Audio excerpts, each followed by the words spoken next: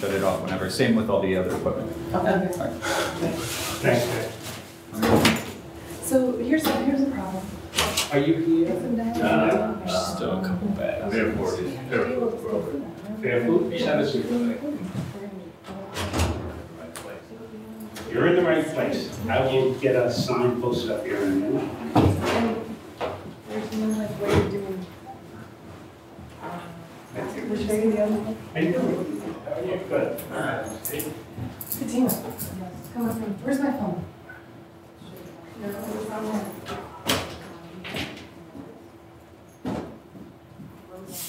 Check the Rob.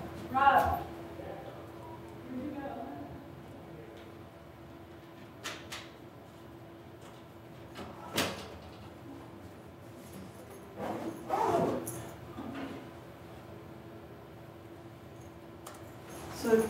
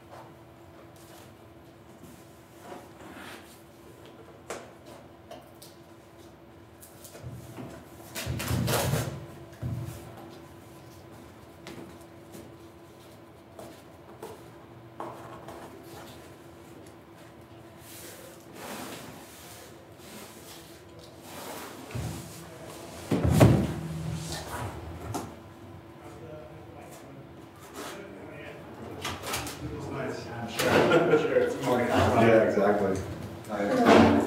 Yes, definitely more to come. Hey Kathy, this is Eric Brown. This is Hi. Kathy Albiza. Hi, how are I'm the you? moderator today. Nice to meet you. Files for everyone but you. Is there anything Oh. particular you want me to mention? I know you've been there since '96, but that's Oh, fine. I've been with Whole Foods for 24 years. Okay. Yeah, since 1991, and That's it? Okay. I mean, I've done everything. You've done everything. Done That's everything. how we'll introduce you, the man who's done everything. Thank you so much for. I've been all over it. this. Oh no, thanks for having me. So we Can I help set up at all and do anything? No, wait a- Yeah, I'll get This these is open. being live streamed. It's been tweeted out a lot, so we might have to. We are being heard now, so. Initially we thought we were gonna have both into some snafu, so hopefully we won't have too much overflow.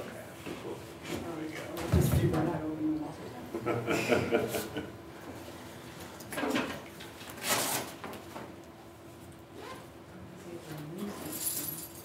How was your trip down from, because you're up around Boston, right? Yeah, I live in, just outside of Boston. Yeah. That's easy. Did you just drive down or? Take the train. Train? Nice. Oh yeah, I forget about that whole train thing. Must be- Yeah, it's really. Grew up in Texas, living in Oh, Florida yeah. now, so the train's not really, No, every time I come to New York, it's wonderful because you can basically be in downtown Boston, hop on the train and get to New York in more or less 3 hours. That's incredible. It's awesome. You ready to do work or? Yeah, it's fantastic. That's very cool. And the drive can take anywhere from 2 hours to 8 hours. Yeah. So it's just risky. Yeah. It's just so much more pleasant to train. Yeah, I could definitely see that. Are you originally from this part of the country? Yeah, I'm from Boston. Okay. Yeah. I live all over the place. I live on the East Coast, but finally after living in Maryland for a number of years, I just want to go home. Yeah. And you're in Sarasota area? I am, yeah. Exactly. Great. I think Mike is from my neck of the woods. He is. I was just about to say I think that. he grew up in Reading, North Reading. He Just outside outside Boston, yeah. I don't know the name, but he definitely is a product of Boston. There you go. Oh, wonderful. Yeah. So he's outside so people can identify the room. Yeah, this is comprehensive. It's a great long read. Oh, great. You know, this has just been printed, right? Yeah, those just came out, I think so. I don't know, maybe it just actually, the physical ones, they just printed on.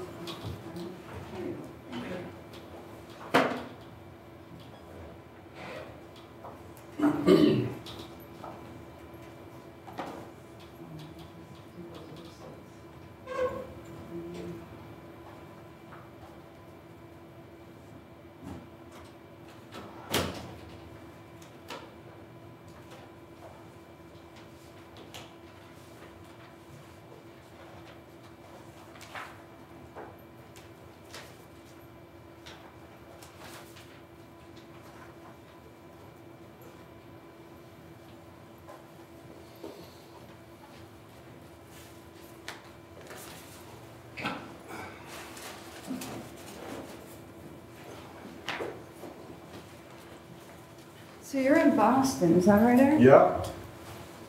My office is actually in Cambridge, but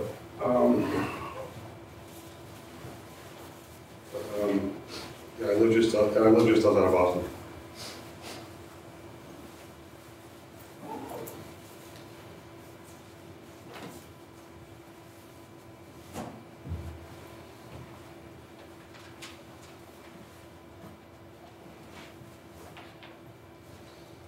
And you're local here in New York? Yeah.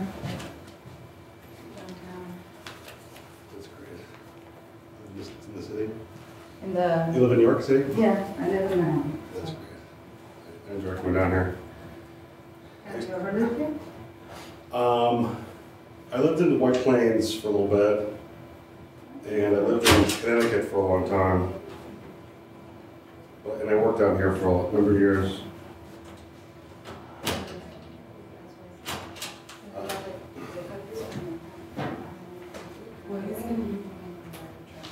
I put those pictures down. Oh, you haven't, I figured you wouldn't. Sorry, I should not raise it.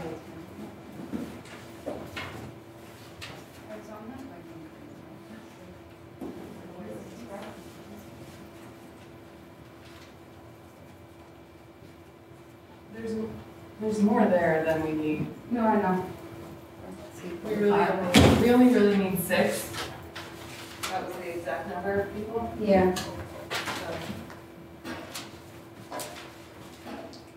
Do you want me to put programs out on each shirt? Or I the have booklet? videos. You know, I could probably do the large. I think I'll probably be able to do it. Well, let's at least get them out.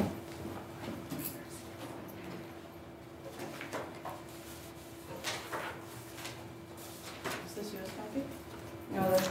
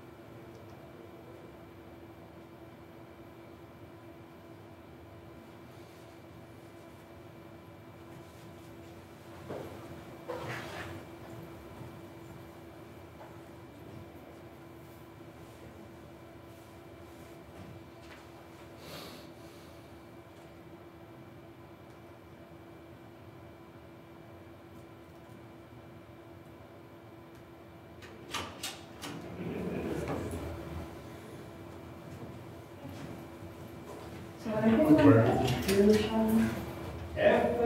Oh, my goodness. Hey, sorry, video. That's all right. No. Okay. So I think, Laura, maybe we should ask people.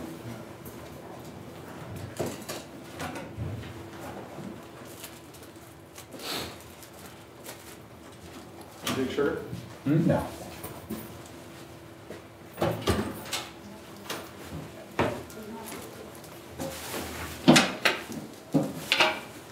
Something here?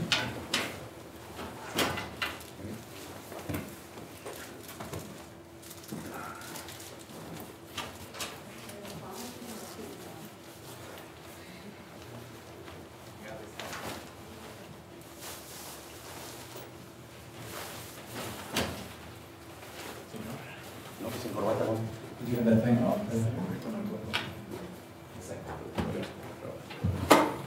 No traje micrófonos. You met Eric? Eric Brown, Whole Foods. I have it. How are you? Greg, this is Eric Brown, Hi. Whole Foods. Greg Asbury. How are you? How you doing, man? How you doing? Good to see you. Nice to meet you. Wait, Laura had it. Thanks, on their phone and Greg, it's, nice to meet you. Yeah, they're Greg. Yeah, the Greg. Yeah, good to be here. Nice easy trip for me. I'm down from Boston. Yeah, Boston, man. You're based in Boston. Hi. I'm Greg. Hi, Greg. Good to meet you. Eric. That's you? Nice to meet you. Sorry for business and human rights. Judge Roy's not probably We track stuck companies' in human a rights. Oh, great. subway Very well tunnel. done. And you're based in He also, I am my nose, so it's like hurting me. But Thank you, man. I can tell. Special judge. I bet, that's wonderful. So you go to London much? Not a ton. I used to go more when we didn't have much of a presence here, and really every meeting we had was there globally, but my colleagues in London are here a good bit now, and I do a lot of work in Africa, so I ended up traveling there more. Not a ton, we're pretty virtual. Yeah, it's almost these days with virtual. Yeah.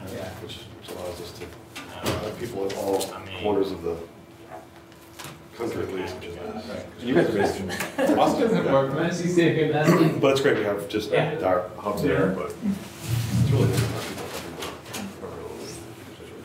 Good. Yeah, good. Good to have, good to be here.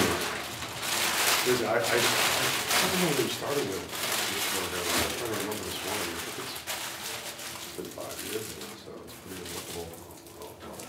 Yeah. It's pretty cool. I just moved to New York. I've been living in Southern California in a part where there are no Whole Foods, so it's kind of nice to have one nearby. It's shocking because most of Southern California is covered. Yeah, we were pretty far east on the eastern edge of LA Oh, County okay. towards San Bernardino. The closest one was 25 miles away in Pasadena. So. Yeah, it's funny. I actually live down the road from the store that I worked in when I was a kid. It's really odd to be back there and the same folks still work there. That's really fun. It's And really but it fun. was a Whole Foods even. When you were- It was actually Bread and Circus. Oh yeah, of course. But the Whole Foods, but I grew up in Connecticut and went to college. And knew Bread and Circus before. yeah, the Bread and Circus for sure, up there on Hadley. Yeah. And that's changed out there. Well, that whole area was so depressed. It's remarkable that the change out there now. Yeah. Yeah. Wonderful. So is there an event after this as well? It was just a reception, I think. Oh, great. yeah, just a little wine and cheese. So, should be nice. How we should have seen. Sean, you're with the Fair Food Standards Council? I am. Yes.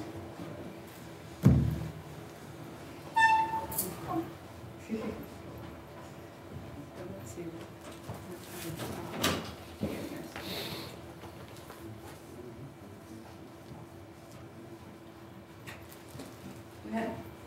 people registered, so I assume someone.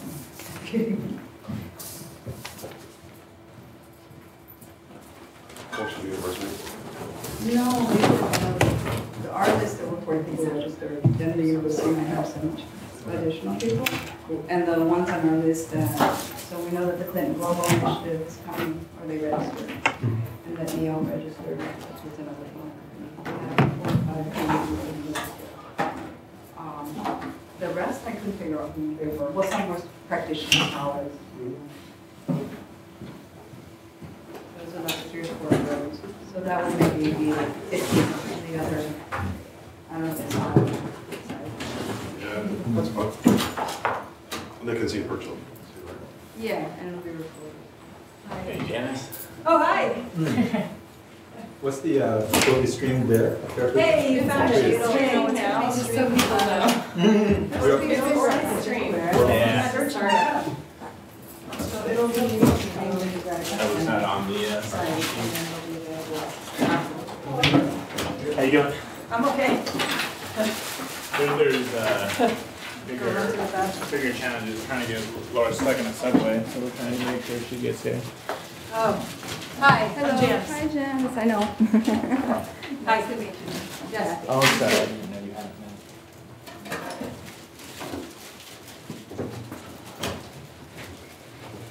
Let me introduce you to a couple of colleagues who are here with me. Oh, great. I am Gregory from Business Community Research. Hi, I'm Janice Fine. Hi, great to meet you. Lavenders. Great. Nice to meet you.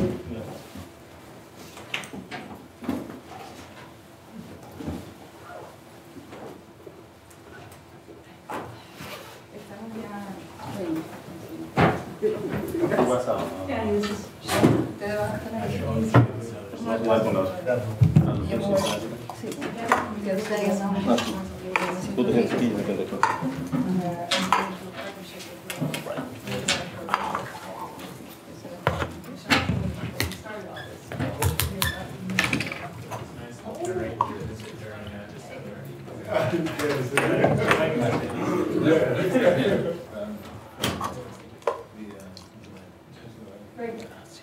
This is Dan.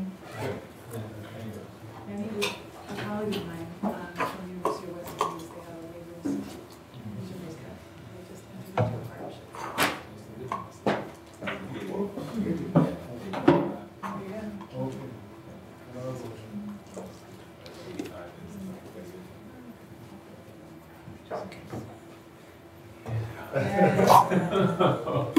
Just forget that. I just live in But that's what's up. Yeah, he just came for a while. Oh, yeah, I know.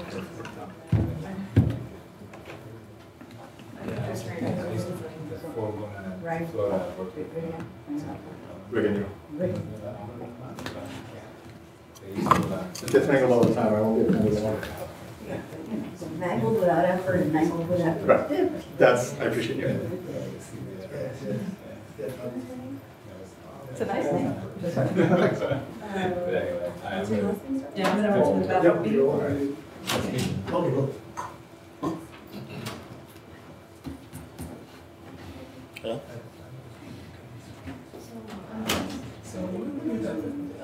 Oh, to come up.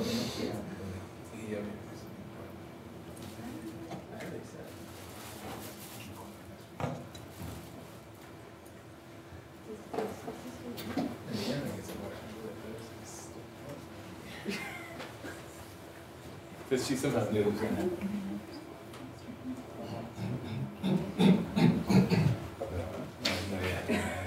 Doesn't work like that.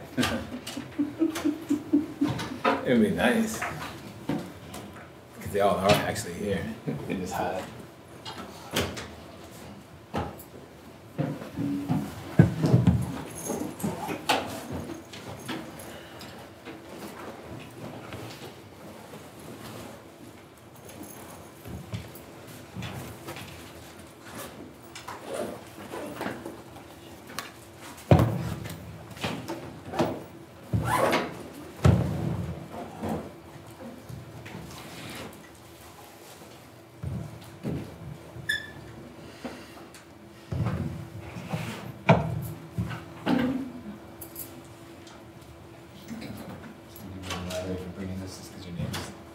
that? You got the lottery for bringing this just because your name's closest to mine.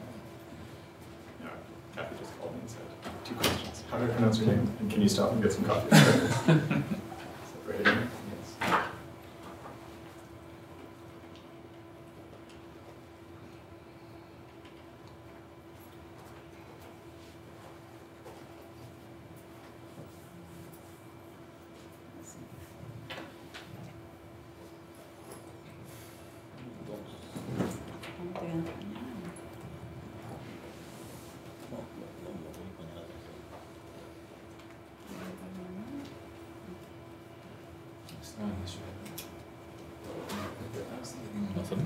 No, I mean, there's a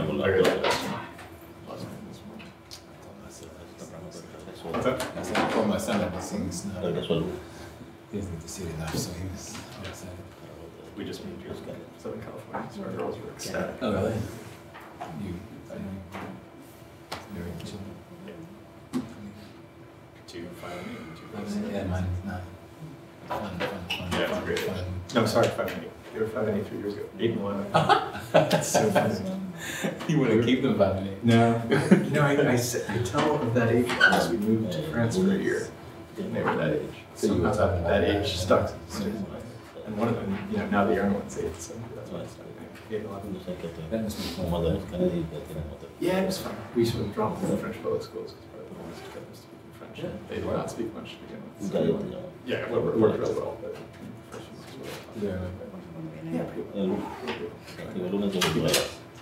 My wife was around the same age, well, 11. You know, Chance llego directamente para acá. parents went to Y luego me mandaron, porque el otro día tenemos una cosa a las 9:30 en una escuela. It was good. I really thought we were able to do it. I think 11, 12 is about as late as you can do it. And be, have you learned really? Yeah. Y después tenemos Have you learned? el show grande en la- Yeah. not a plastic y film. me regreso el miércoles.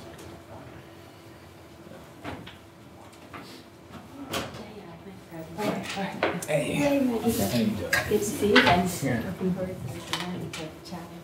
Yeah, should be good. We may be -1 judge, which is super. Oh, no. Yeah, where she's is she? stuck somewhere. Stuck in some traffic, stuck in some tunnels. That really Anyway. stinks. Good to see you. And, so I have a bunch of other friends. About one of my students who used to do corporate social responsibility in Korea. Should be interesting. Want to be perfect. Yeah.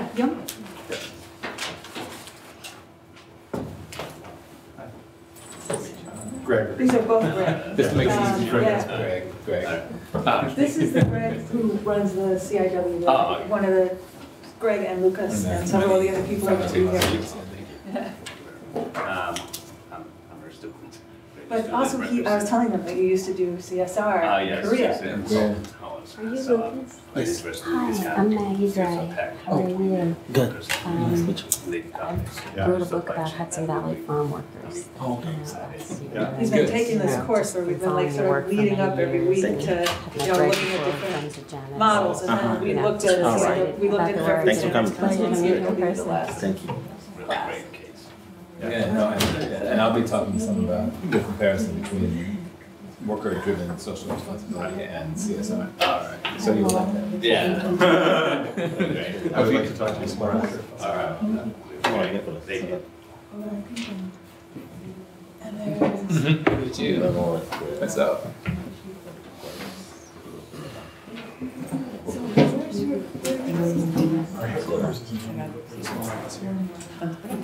Yeah, they were there, yeah. No, I saw it, I just didn't know.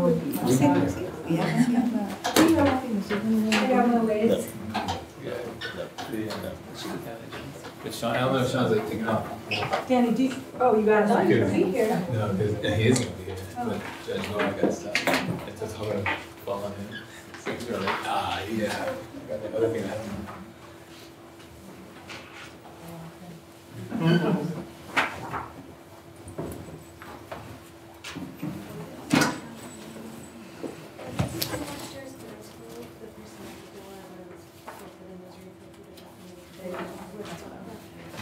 I did a really interesting interview with John Esforms yesterday for Yeah, you did? hours. Good. So with Yeah. that, he's an John interesting person. Esforms, one of the first growers that signed. Okay. He is unique. He's fantastic. Yeah, You know. yeah, he's great.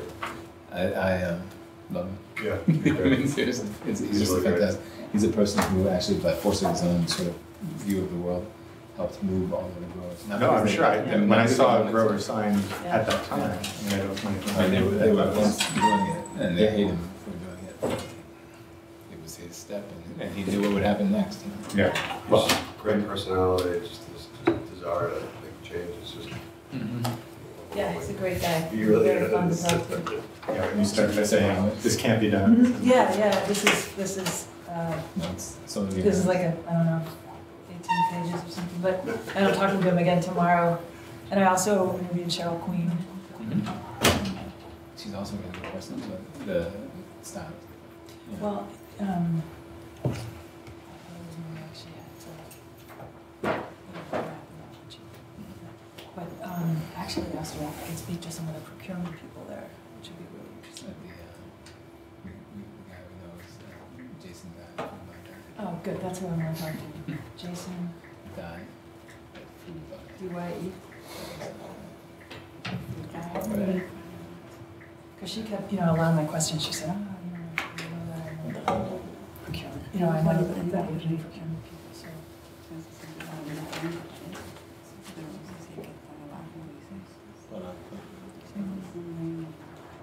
Se pierde. Se pierde.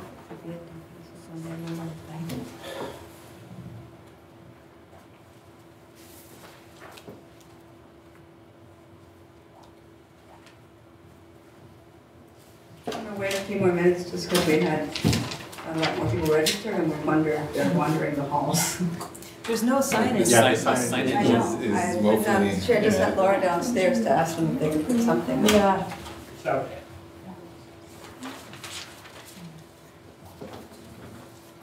Bueno, como quiera, nada más empezamos nosotros hablando.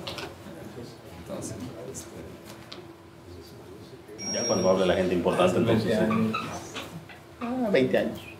Salimos en Guadalajara. Ya. Buen día para morir. Yes.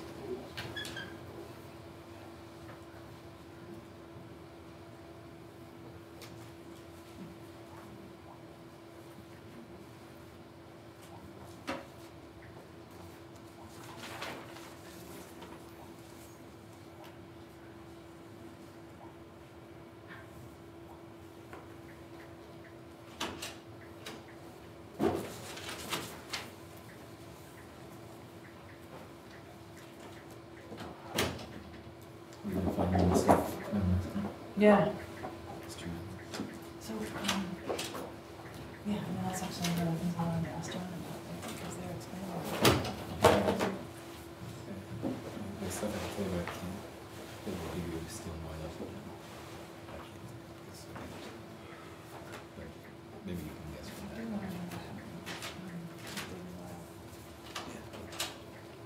It's good. I like it. Good conversation. Long. Do you have any suggestions on how we could advertise? No, I think we were not sure what to do, before. But then really, it's just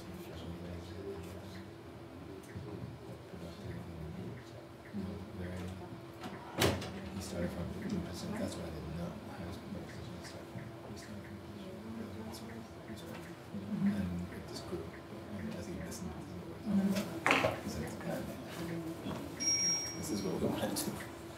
He's obviously also so funny. He's such a different character from Oh, yeah. He's like a professor. Yeah. DOL is a solid. Yes. That will be our guys. I really worked on I that. heard you speak recently on that panel. Nah. Well, then maybe that's how I came out. Because I heard before. And it was all that.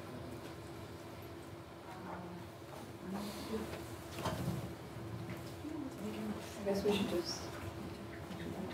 Well, we'll no, we'll be Sean over. Oh, Sean. Yeah, this time. I don't know. Okay. Running around the streets trying to find her. We're down a panelist or two. We're in search of them. We're actually only down one. You know when you send somebody to go search somebody else, then they become down too. So there you go. Anybody that wants to access Wi-Fi while they're waiting, you'll have something called GC Guest, Greg said a guest. That pass the username, it's just an email address, and I accept. But you should read it for the judges and the lawyers in the room.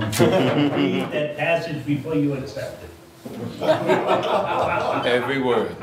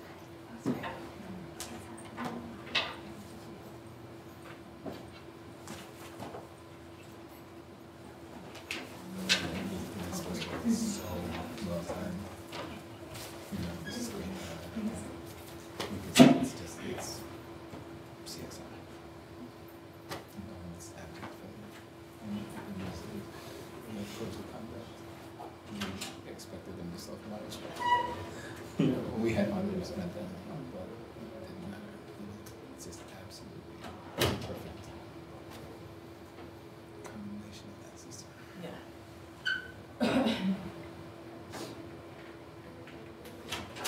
It's time. Oh, we got a judge too? Check it.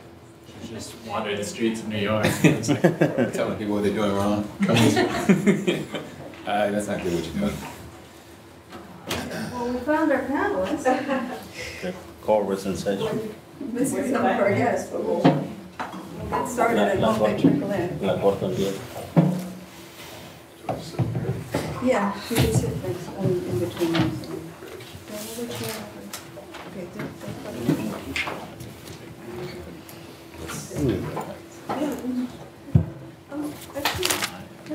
Want me to sit there? yeah, sure. Great. Oops. Just so everyone knows, you're being live streamed. So everything you say can be heard by people outside this room. Anyway, thank you for coming, especially our speakers, some of whom have come from far. Oh. And a special thanks to the Graduate Center for hosting us here. So, many of you might know that yesterday was International Human Rights Day, where we celebrate our collective values, right? Our commitment to human dignity all over the world. Although it's been 65 years since world leaders have affirmed the Universal Declaration of Human Rights, we still talk about human rights more often in the breach, more often in the case of violation. So I'm going to start with sharing a video that's more typical of the human rights conditions today in agriculture.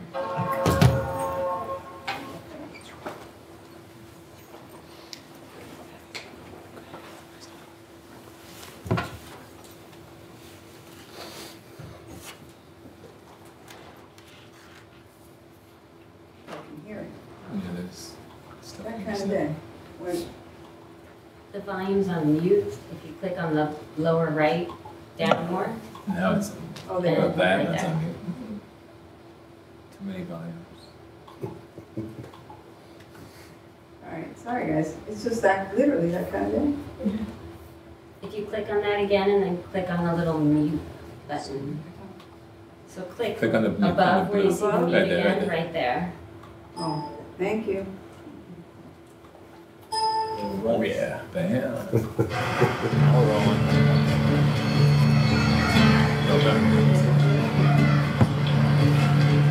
In the agricultural town of Villa Juarez, a small shoe repair shop draws hundreds of farm workers a year.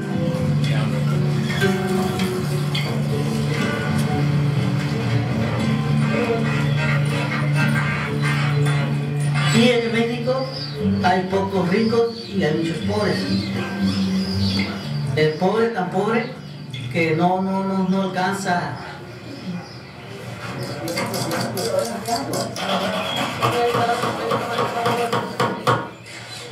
His customers' grueling field work is reflected in the weathered skin and cracked soles of their shoes. For $2 to $3, they can withstand another season. En toda su vida trabajar y dar una mejor vida a su familia no puede. Trabaja y trabaja, viene aquí, trabaja y se va a Oaxaca, trabaja o se va para Ensenada, trabaja y se muere el trabajador y los hijos siguen trabajando.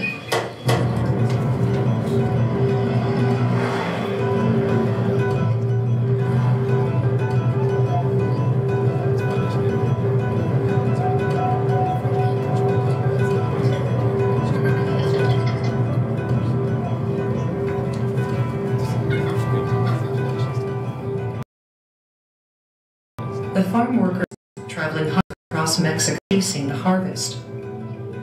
They earn 100 to 150 pesos a day. That's about $7 to $12.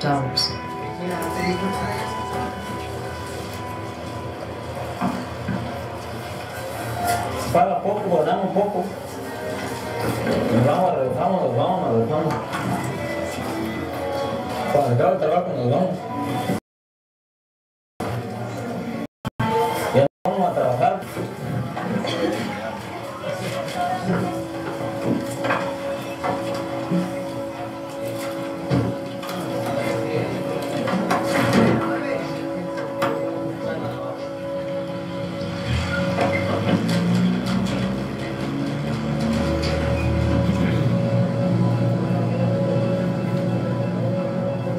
Mexican agricultural exports to the U.S. have reached record levels, and much has been invested to keep American consumers safe. Strict food quality standards required by the U.S. have made Mexico's greenhouses, fields, and packing plants among the most sanitary and in the world. Pues la verdad, somos animales de trabajar, pues campo, la verdad, pues ellos como se trabaja y se cansa uno, no, pues ellos ponen en 3 euros. Promised a decent salary and clean living conditions, 17-year-old Luis Marquez left his impoverished village with hopes of getting ahead.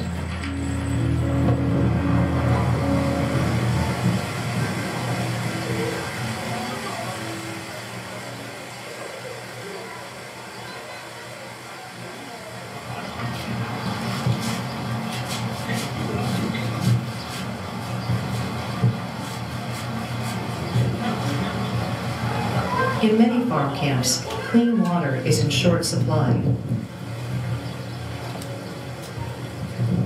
Residents often turn to the irrigation canals to bathe.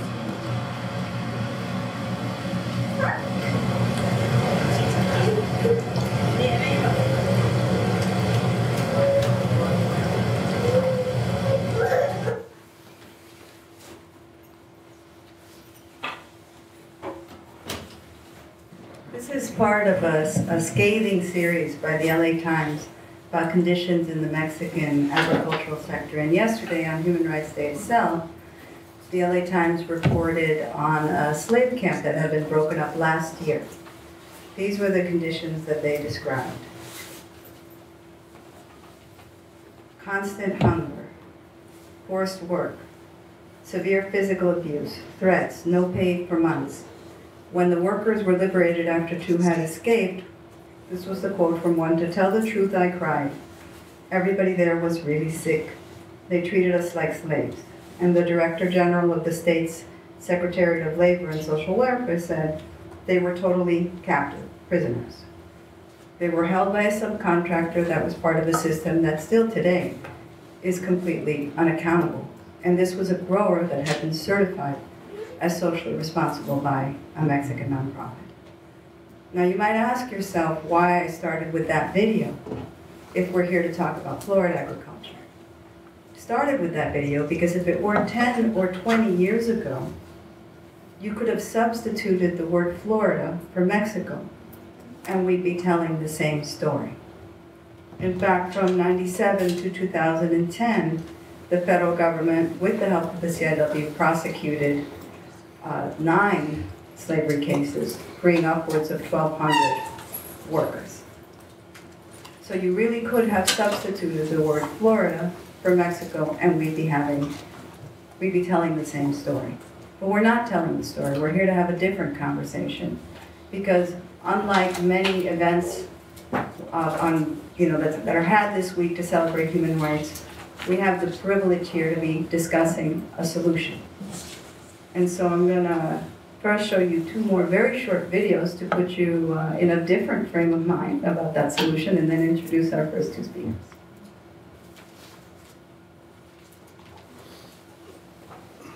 Yo he vivido el pasado de lo que era la industria agrícola, y gracias a Dios hoy estoy viviendo el presente y el futuro, viendo el futuro que hay dentro de este acuerdo por comida justa, para llegar a ver realmente un nuevo día dentro de la industria agrícola. Se creía imposible que podíamos ganar, pero yo creo que también cuando juegan los roles iguales, todos juntos por una misma causa, podemos llegar a ver los resultados que estamos viendo hoy día.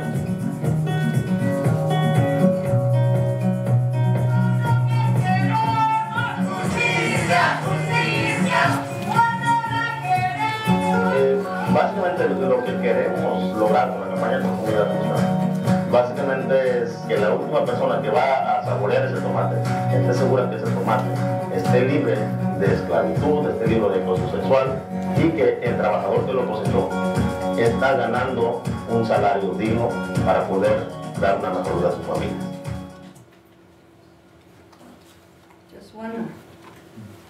Yo he vivido lo que... Not the same one.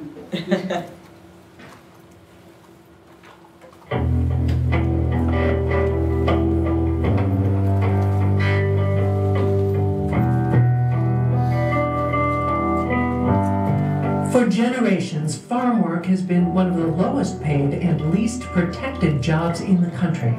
Los sueldos han caído en términos reales desde 1980, que provocó al Departamento de Labor de los Estados Unidos llamar a los trabajadores agrícolas una mano de obra en gran peligro económico.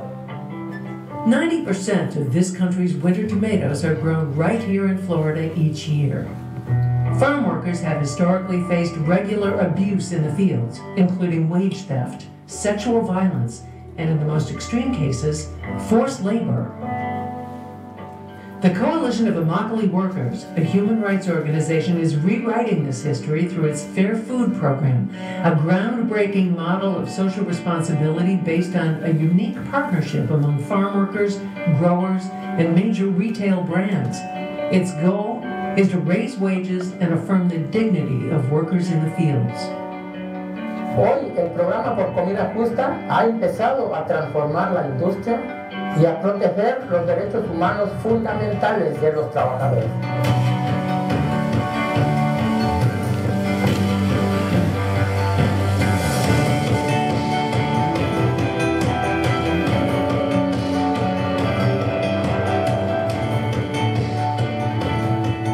How it works, buyers like Subway, McDonald's, and Walmart each pay growers a penny per pound premium on tomatoes, which growers pass on to their workers in the form of a bonus.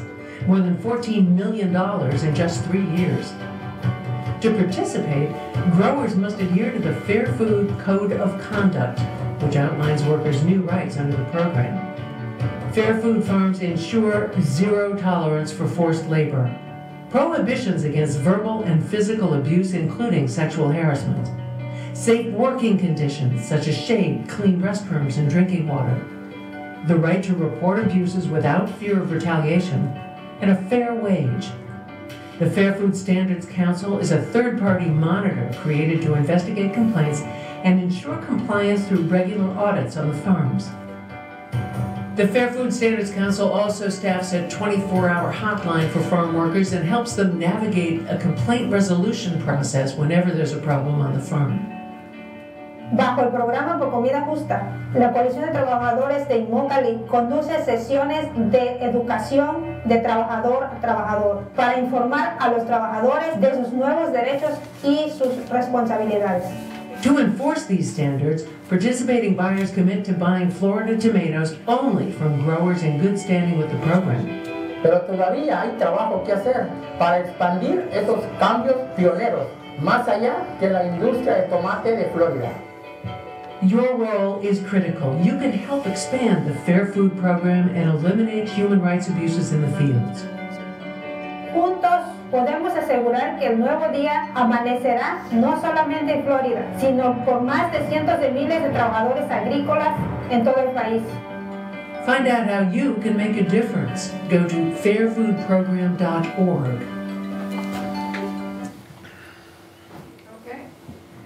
And with that, I'm going to introduce two of the leaders at the Fair Food Standard Council. Sean, are you first, or is one? Lucas was gonna make a couple comments, right. and then It's been one of those days. I'm sorry, we're going to start with Lucas, I forgot.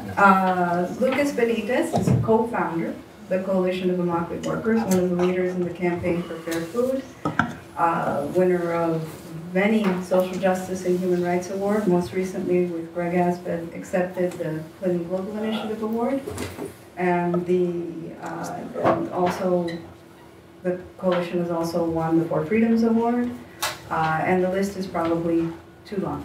So I'm going to turn it over to Lucas and let him tell you a little bit about how this campaign came to be. And you stay there because you need to And I need to translate. So that's incredible because we arrived only a couple of minutes ago, directly from the airport to here. And we remember as almost 19 years ago, Greg and I, we came for the first meetings here in New York. Two country guys in the countryside to the big city. So it's almost 20 years ago, yes. And today we're here for a very special event. So, but yeah, 20 years ago we started to organize in Immokalee. I was 17 years old, and I picked tomatoes. Yeah. Empezamos a organizarnos básicamente por una razón, querer ganar el respeto y la dignidad como seres humanos. We started to organize for one reason, to earn respect and dignity as human beings. Querer un diálogo directo con los líderes de la industria de tomate de Florida.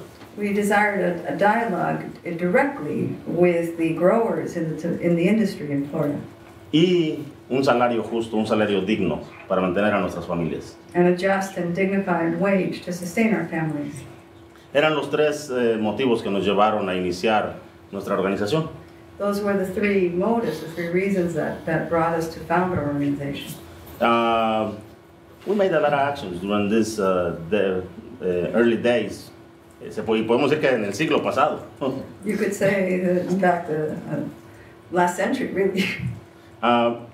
Pero eso nos ha llevado a estar hoy aquí y a poder decir hoy día que dos de los principios de las bases de la organización básicamente las hemos logrado. But that's what brought us here today, and we can say that two of the founding purposes or principles of the organization we have achieved. En tercero, el tener un salario justo para mantener a nuestras familias, estamos en el camino. And for the third one, which is to earn a dignified and just wage, we're on our way, we're on our path. Pero sabemos que en esto, junto con las corporaciones que ya están participando y otras que tarde o temprano van a llegar, vamos a llegar también. But we know that together with the corporations that are participating and the ones that are going to participate, we will be arriving there. Hemos logrado crear exactamente un código de conducta diseñado por nosotros para protección de nosotros. We have achieved designing a code of conduct, designing it ourselves for our own protection. Es básicamente algo que nunca había pasado. Basically, it's something that had never happened. Nosotros mismos diciendo qué es lo que queremos que se nos respete, que se nos proteja en el lugar de trabajo. Us, ourselves, saying what is that we needed to be respected and to be protected in our workplaces. Y lo hemos hecho juntos, con estudiantes, iglesias y gente de diferentes caminos de la vida.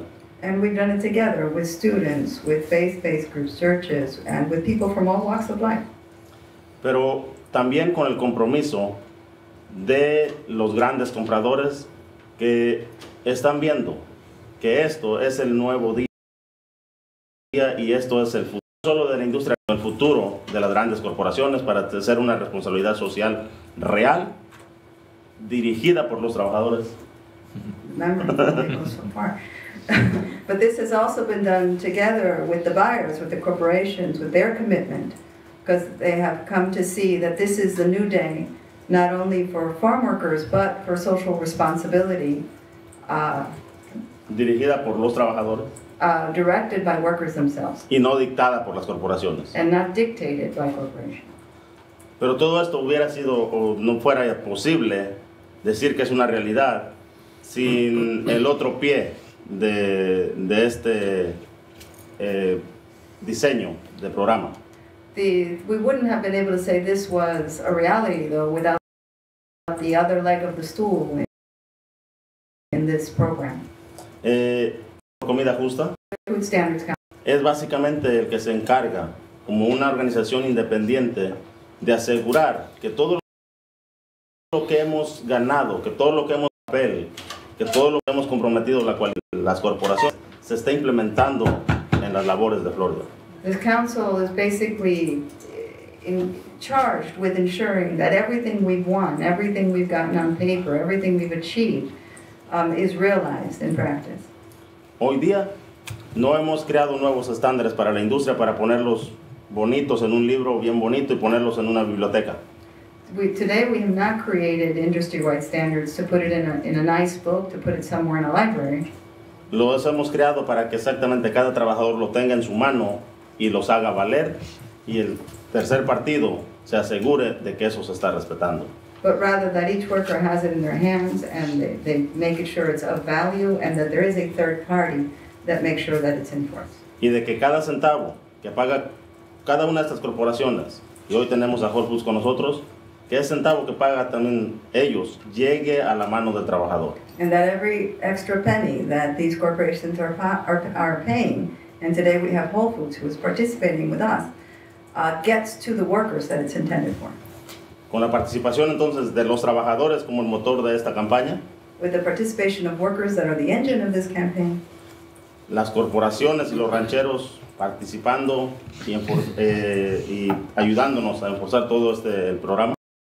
corporations and the growers participating and helping us enforce this entire program. Hoy podemos decir que los consumidores, especialmente aquí en New York donde nos encontramos, Here we can now say that the consumers, including here in New York where we find ourselves, especialmente ahorita en este tiempo de frío, especially now when it's so cold, ustedes van a Whole Foods y van a ver una foto por primera vez de un mero trabajador que cosechó su tomate. you'll be able to go to Whole Foods, because winter tomatoes come from Florida, and see a picture of the worker that picked your tomatoes. Yeah, a real worker. Because many times you see the commercial for Tropicana with these beautiful trees. That's artificial trees, or the white guys pick the orange. Now Whole Foods, they have in these stores a real history for the farm worker, and they're very proud to pick these tomatoes in the stores. So now, are you the final consumers? And you eat a real, fresh, and just tomato from Florida.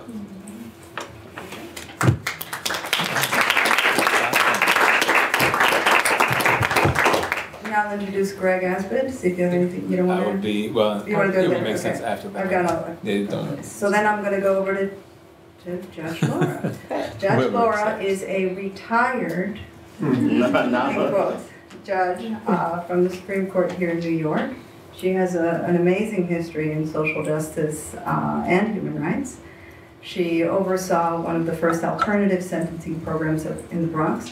And when she went to retire for Florida, she somehow picked up a new hobby and is now the founder, one of the founders and the head of the Fair Food Standards Council.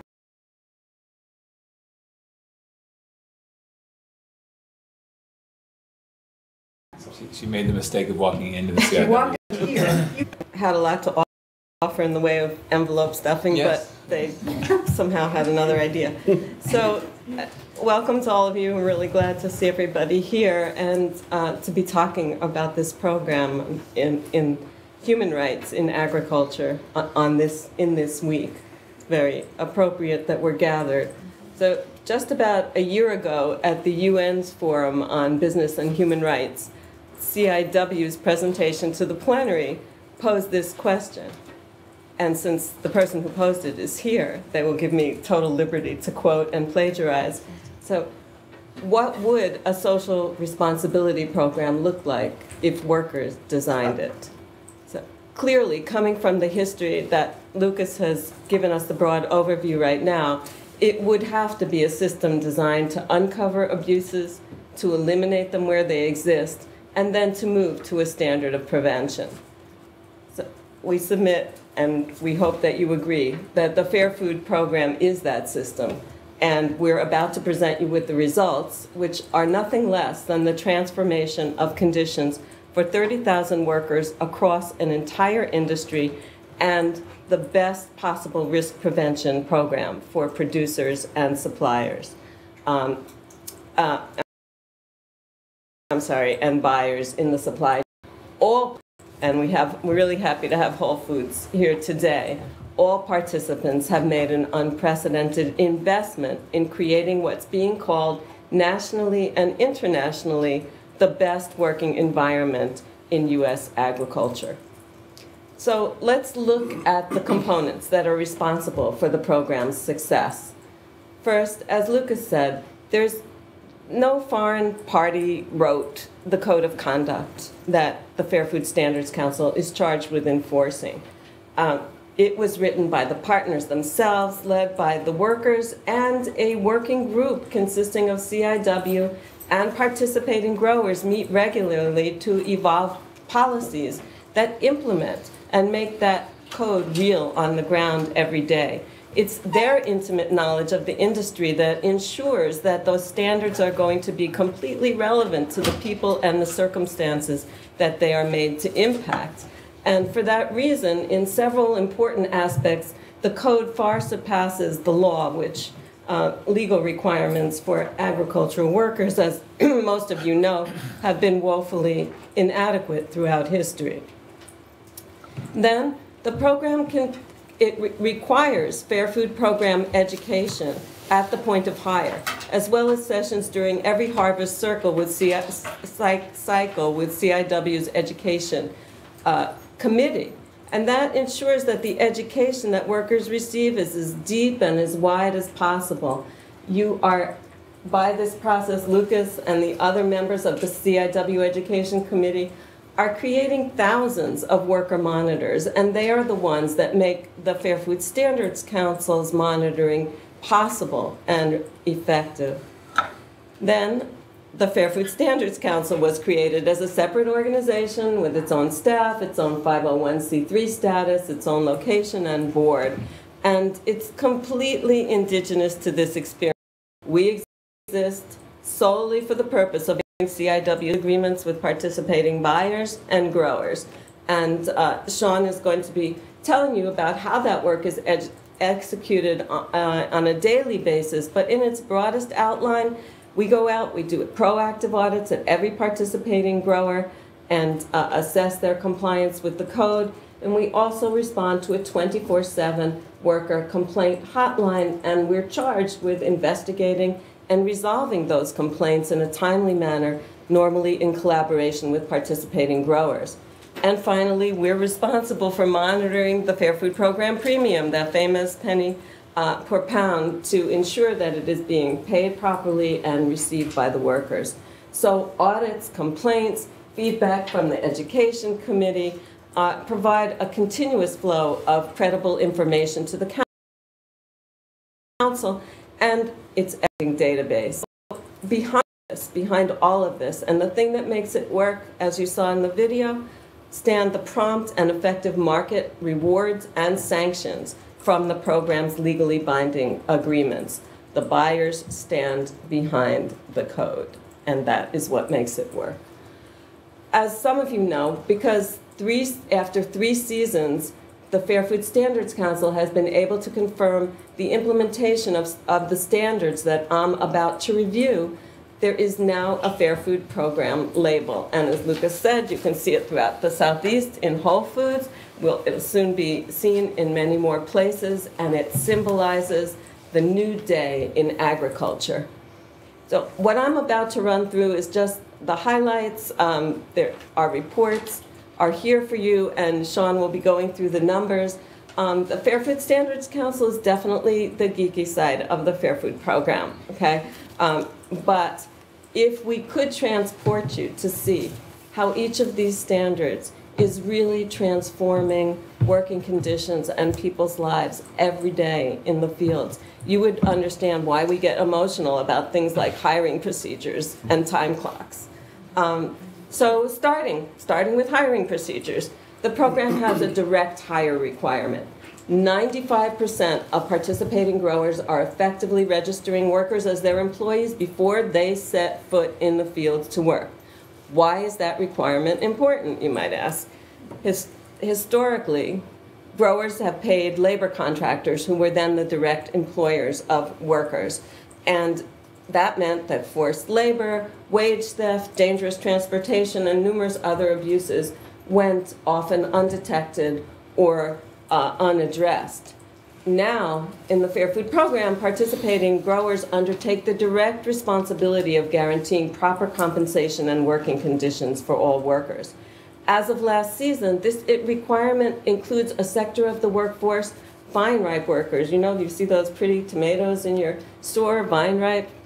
Well, vine ripe harvesters were traditionally the most vulnerable and unprotected sector of the workforce, and it's really important to understand that an area which had always escaped government regulation was transformed in just 1 season of focus by the Fair Food Program.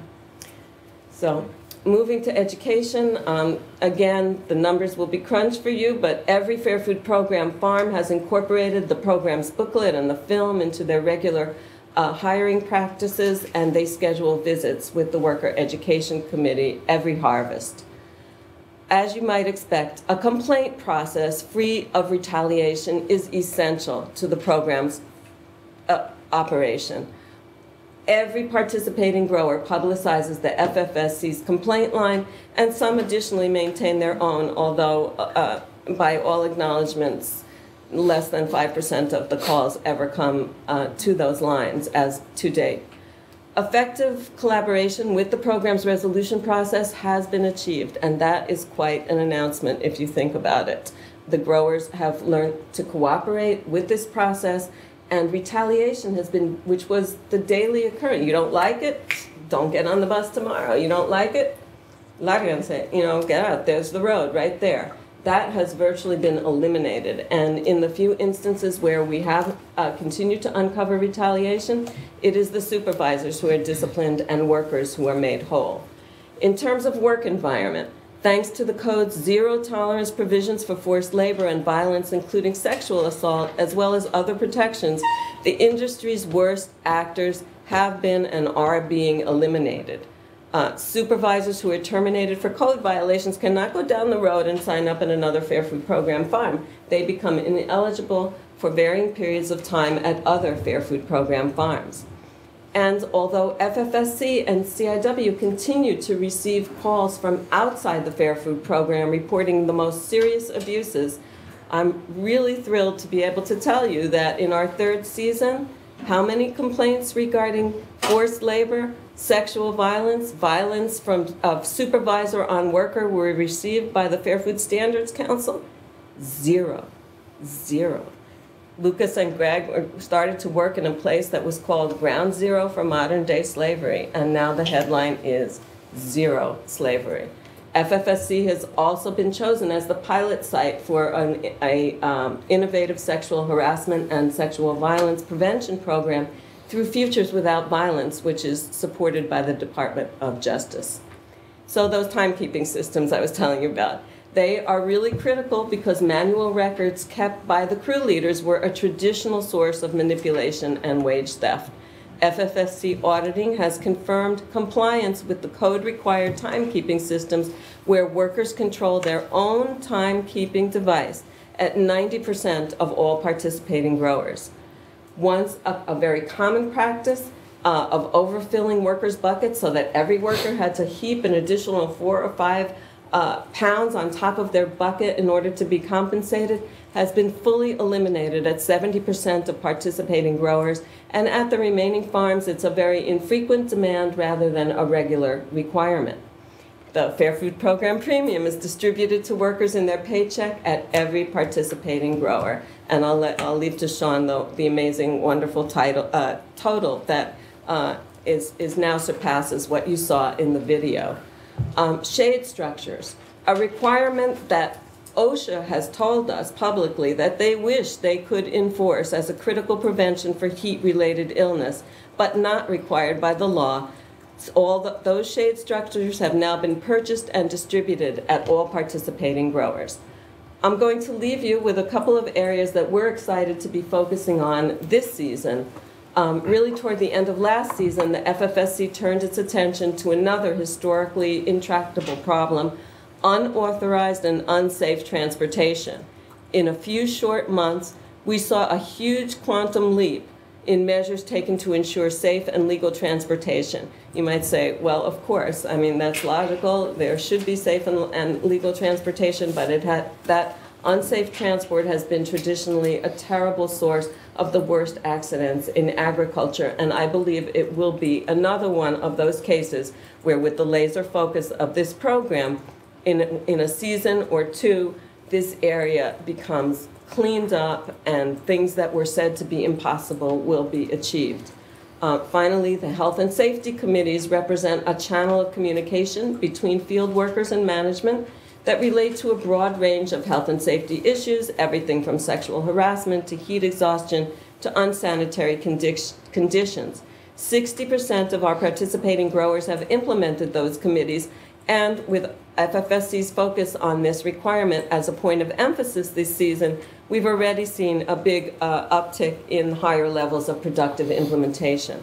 So Sean's description of how the Council's work is actually carried out will give you a good picture of the model that is ready now to be and will be taken to new states and new crops next year. Thank you. So now we'll hear from Sean Sellers, who's been involved in... I'm kidding. Go ahead. You're kidding. I finally got the order right. You got it right. I just want to make sure you didn't, Who's, your streak there. But. Who's been involved with improving labor conditions in agriculture since 2003. He was the national co-coordinator of the Student Farm Worker Alliance, so you can give you a sense of how long he's been doing that, and was on the board of Just Harvest. And now he is a senior investigator with the Fair Food Standards Council. Thank you. Laura did a great job of describing what the impact of the program has been in the industry, and so I want to take just a few minutes to describe what the mechanisms actually look like on the ground. Worker education has been discussed now, and I think you have the sense that there's two components to this. There's a face-to-face component that the CIW carries out, and I want everyone to understand that's on company time and on company property. So workers are actually compensated at an hourly rate for this training that they receive by the CIW. And to date, 22,000 workers have received that training by the CIW. And all the statistics we're citing go up through August of 2014. That was the cutoff point for this annual report. So now there's actually been more than 22,000 workers because we're a couple months into the new season. But in addition to the 22,000 workers that have received a face-to-face hire, Another 110,000 have received the point of hire training materials, which includes a Know Your Rights booklet that the CIW designed and publishes, as well as an accompanying training video that the CIW produced in collaboration with a really high caliber couple filmmakers.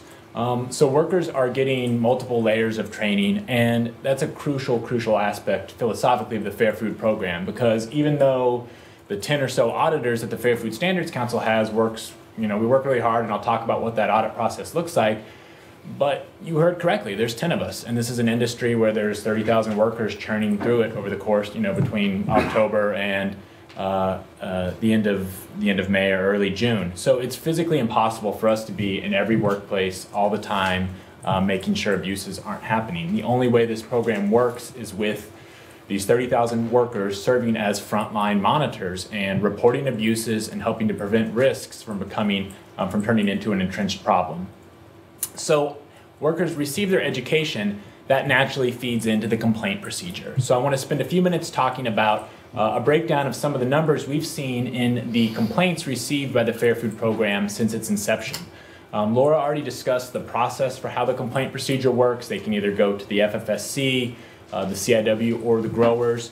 We've seen that it is nearly without exception that these complaints are going to the FFSC or CIW. The collaborations that take place on the investigations are usually fruitful, and I believe you could count on one hand the number of formal kind of decisions that have had to be written based on these investigations. So it's a collaborative complaint investigation and resolution process, and I think that sense of partnership or the joint approach to risk prevention is worth underscoring. The resolutions, when possible, focus on systemic solutions, so solutions that are going to benefit the entire crew, and there's an educational component as well. So as of August of 2014, we'd received about 600 complaints to date. We're now well over 700 into the fourth season of the program. About 100 of these 600 complaints came from outside the Fair Food Program. And so that means from other crops or from non-participating farms, because it is still a rather mobile workforce. Workers get educated on their rights at a Fair Food Program farm, and then if they go down the road later in the season and work at a strawberry farm, for example, or one of the few farms that are in tomatoes but outside of the program, they often encounter abuse, and they've been able to report that abuse to the FFSC. Those cases are referred to CIW, and they investigate them as well as possible. The roughly 500 or so complaints that have taken place within the Fair Food Program, of those, over 60% have been found to be valid complaints, or a resolution was reached with the grower even though perhaps no specific code violation was alleged. So you could say that there was a positive outcome for those 60%, slightly over 60%. There was another quarter where they were found either not valid after investigation, or there was not a code violation being alleged. And then the remaining 15% or so were informational only, so it wasn't really a complaint per se, but we still keep track of that in our statistics because it came in on the hotline, or it could not be investigated. And in the majority of those cases, it's because a worker's phone stopped working, they moved to a different company, but that's been a relatively small number of cases. Of the pie chart looking at the issues that have been addressed through these complaints, over 40% of those are wage and hour complaints. And that may sound pretty bad, and you're thinking, well, I thought there's a high level of wage and hour compliance in the program. And there is, because nearly all of those complaints were actually generated by one single new participating grower that entered the program within the past year. So whereas the majority of growers were on season 3, they've already achieved high levels of compliance, this grower was starting at season 1, and there were some issues with wage and hour that have been that are continuing to be addressed. Another 20% of the complaints had to do with health and safety issues. 10% had to do with verbal abuse or supervisor retaliation. And the remainder dealt with a mix of issues, including sexual harassment, discrimination, pay practices, or housing issues. The overall trend line on the complaints is that they're definitely decreasing in severity. The volume remains steady, but this is reflective of the overall improved levels of compliance that we're seeing at the Fair Food Program farms after 3 seasons. So in addition to the complaint procedure, the other real foundational component of the monitoring process is the audits. And yeah, I know, audits, it does make one's eyes tend to glass over a little bit, but we'll try and keep it punchy. audits are inherently limited in that you're only able to gather information from a certain window of time. You know, it's a snapshot, but we like to think that the picture that we take with our particular camera is you know, it's high definition. And so our audits can last anywhere from 2 days to 2 weeks, depending on the size of a grower.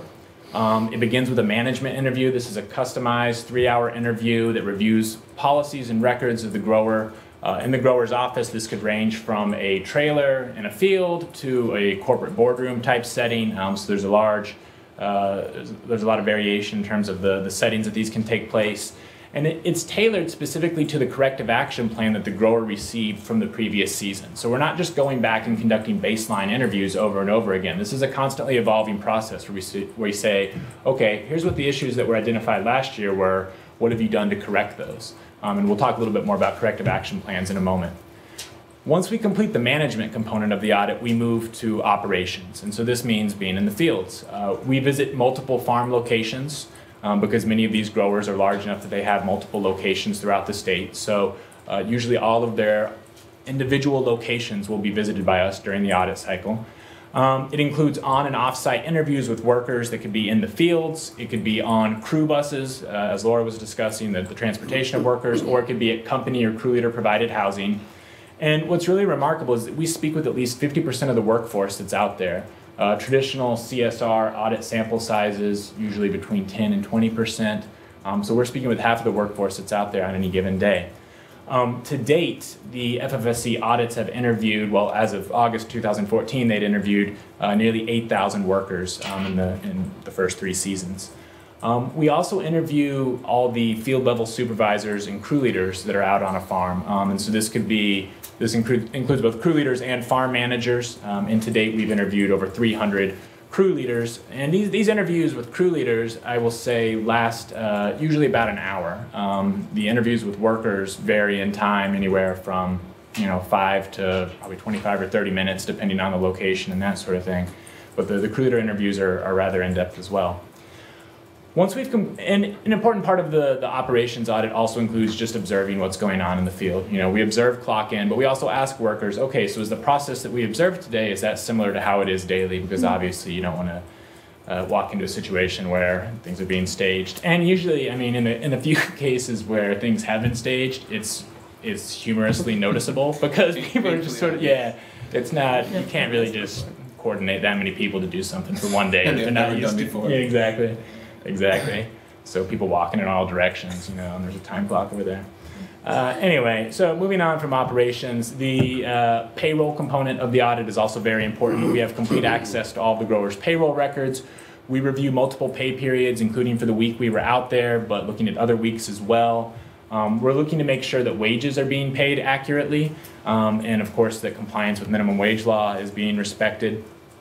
And perhaps more importantly, we make sure that the payroll calculations for workers' checks, for their paychecks, are based on the electronic timekeeping system. And so that means that when workers are clocking in and clocking out daily, that becomes the basis for tracking their hours. And we make sure that, because in the first season or so, we found that even though growers some of them had gone to the effort of installing these timekeeping systems, they were still using crew leaders' manual logs to calculate payroll records. So we make sure that the timekeeping records come from the electronic sources. And then finally, as part of the payroll audits, we make sure that the fair food premium, the penny per pound, is being paid out as a clear line item bonus on workers' checks. And this can range anywhere from $5 to $75 a week, depending on how much sales there have been from that grower to participating buyers. So at the conclusion of this rather in-depth process, we write reports that summarize, it's a 30 to 50 page report summarizing the grower's compliance. It's intensively fact-checked, and we try to get that to all participating growers within 2 months of the audit being completed.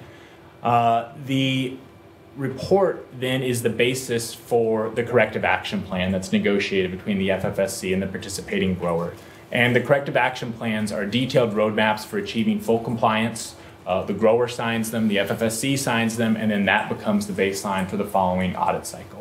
In the event that there are truly time-sensitive or very serious violations that we find, there's an expedited process. We'll be back out there in 2 weeks to address that, and that's had to happen from time to time. The last little bit of our work in terms of how we make all this real and actually ensure that the things are happening is with the supply chain work. And so that's actually usually how Eric and I interact with each other, is talking about spreadsheets, which is, I think, a lot of fun. So we get detailed reports from participating buyers that show the growers they're buying from, including information about the supply chain, if there's repackers or distributors involved. From those reports, we're able to make sure that premium payments are being paid, but we're also able to see who they're buying from, and that's really important when you consider the market consequences of the program. We get similar reports from participating growers, and so as far as the penny per pound goes, we're able to reconcile those reports. Okay, Whole Foods says that they're paying X amount to grower A, this amount to grower B, this amount to grower C. What do these growers report? And so there's a reconciliation involved there. And then in the event that a grower is suspended, we work to notify the participating buyers, and they're given time to shift their purchases, but that's very important, as I said, for the market consequences and the enforcement. And Laura saved the punchline for me on the penny per pound totals. So the premium's now up to $15 million, and with the current participating buyers in the program, there's about $5 million of premium that'll be being paid into it annually. So by the end of this season, we'll be $20 million, $25. And of course, as new participating buyers come into the program, that amount only accelerates. So just on a final note, as we segue to Greg here, the program is expanding. The results that we're talking about are based on the first 3 years of its implementation here in Florida, but starting in 2015, so this coming year, it'll be moving with Florida-based tomato growers who have operations up the East Coast, so Georgia, North and South Carolina, the Eastern Shore of Virginia, Maryland, even up to New Jersey. Their tomato farms will have to be in compliance with the Fair Food Program. And then we are working with the participating buyer to develop a pilot project in another crop as well, and that will likely be initially in Florida, but it's very much moving beyond Florida and beyond tomatoes. And one of the interesting trends is that it's also the model, not necessarily the Fair Food Program itself, but the model seems like it may be moving beyond agriculture as well. I think that kind of tees you up. I just want to add one thing besides that Greg is the co-founder of CIW as well. I've also heard he's a very good watermelon picker, so I'll lend that to your bio. If you've eaten the watermelon. And watermelons are delicious, am I right? Mm-hmm. That's a great watermelon co-op. So my job is to sort of wrap up, take a quick look back at what the elements of the Fair Food Program are, and look forward at what the future of the Fair Food Program holds, and draw the comparison between the Fair Food Program model and the traditional corporate social responsibility model. But instead of just talking, because now we've all had a long role of talking, I was thinking maybe, since I see a lot of people taking notes, if we could do it interactively, the first part. And if you would like to, as a group, try to name the 5 key elements of the Fair Food Program. Anybody got a little first guess? Look at all these people with notes, and nobody, you're adults, man, you're not in school anymore. Don't be afraid if you have a guess. You scared him with the specific 5 though. It's not 4 and it's not 6. We don't have to take 5, just one. Anybody who's got one? Yes.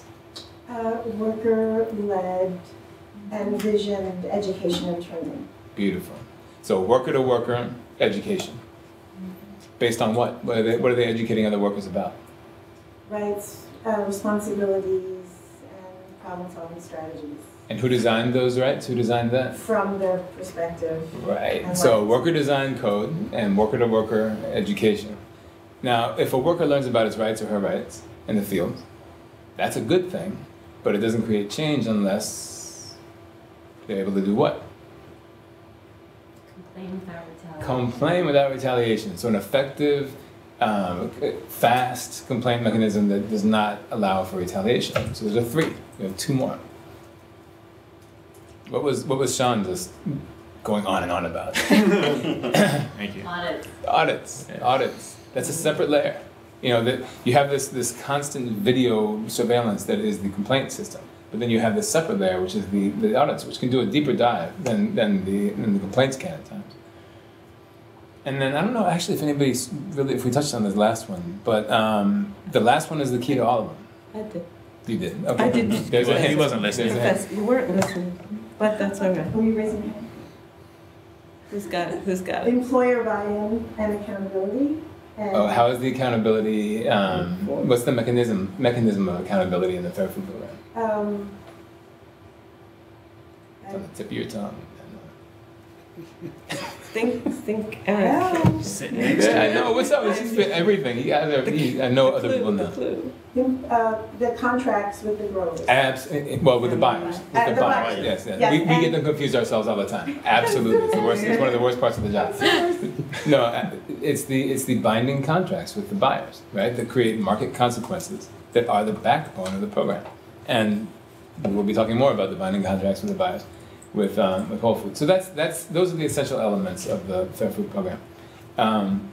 You've also heard Sean started talking about the imminent expansion of the Fair Food Program. And it will be, starting this year, 2015, it'll be expanding to other states outside of Florida and other crops outside of tomatoes. So the old "It's just tomatoes in Florida" tagline about the Fair Food Program will be no longer after the calendar page turns and we're in 2015. But it's not just the FFP that is expanding. The model that gave birth to the FFP, a model that I think Lucas mentioned, is called Worker-Driven Social Responsibility, which is a lot of words, so we call it WSR. And we call it WSR to distinguish it from its profligate cousin CSR.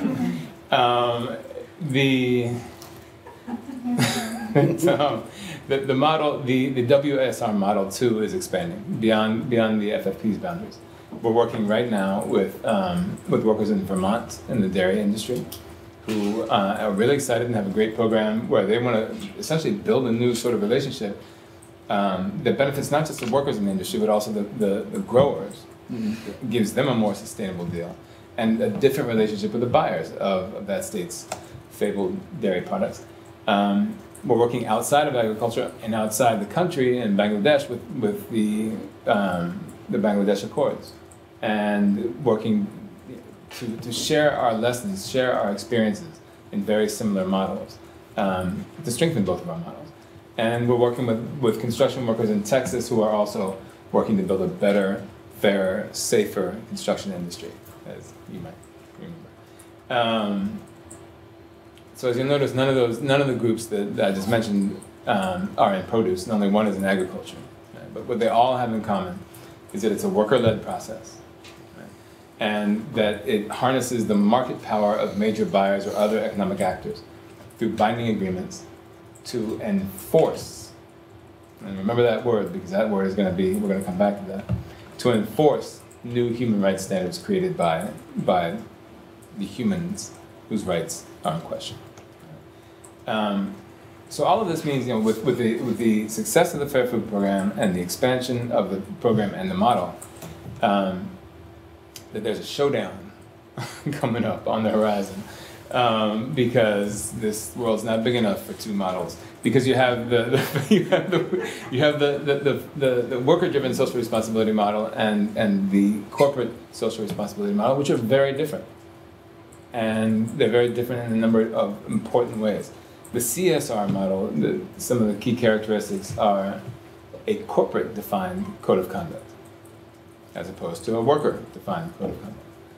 Self-monitoring by suppliers, at worst, and at best, yearly audits by an outside auditing firm that may audit 10 different industries in 10 or 12 different countries. And the absence of any binding agreements with the retailers, with the brands, that require them to condition their purchases on compliance with the code. And as you hear those and think back to what we all together collectively defined as the 5 key elements of the Fair Food Program, you'll see that they're the exact diametric opposites of the fundamental principles of the Fair Food Program. And so there you know that they're two very different models. But where you really know that they're different is when you ask yourself what they were designed to achieve. What the two different models were designed to achieve.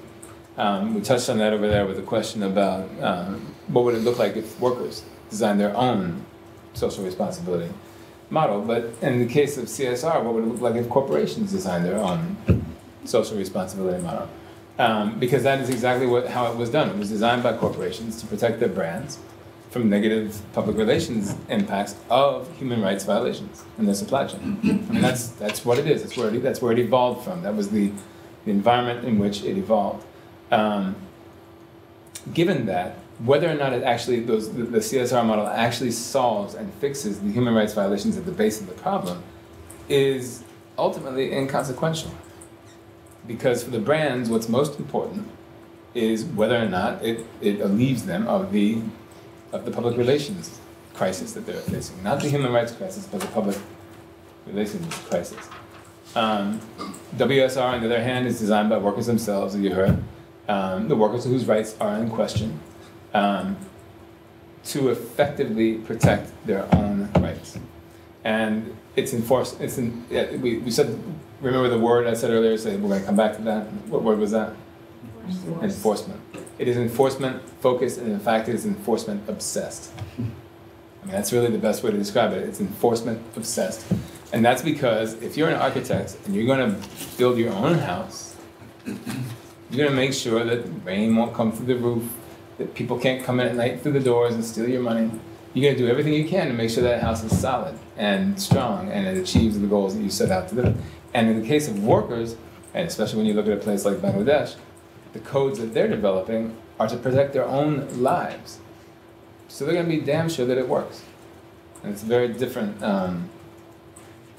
relationship to the social responsibility program than one driven by corporate interests.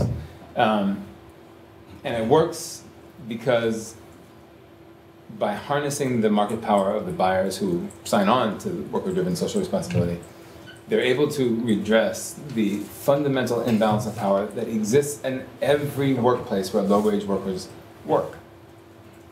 By definition, if you're a low-wage worker, you have no power in relationship to your employer. That's why you're a low-wage worker. Right?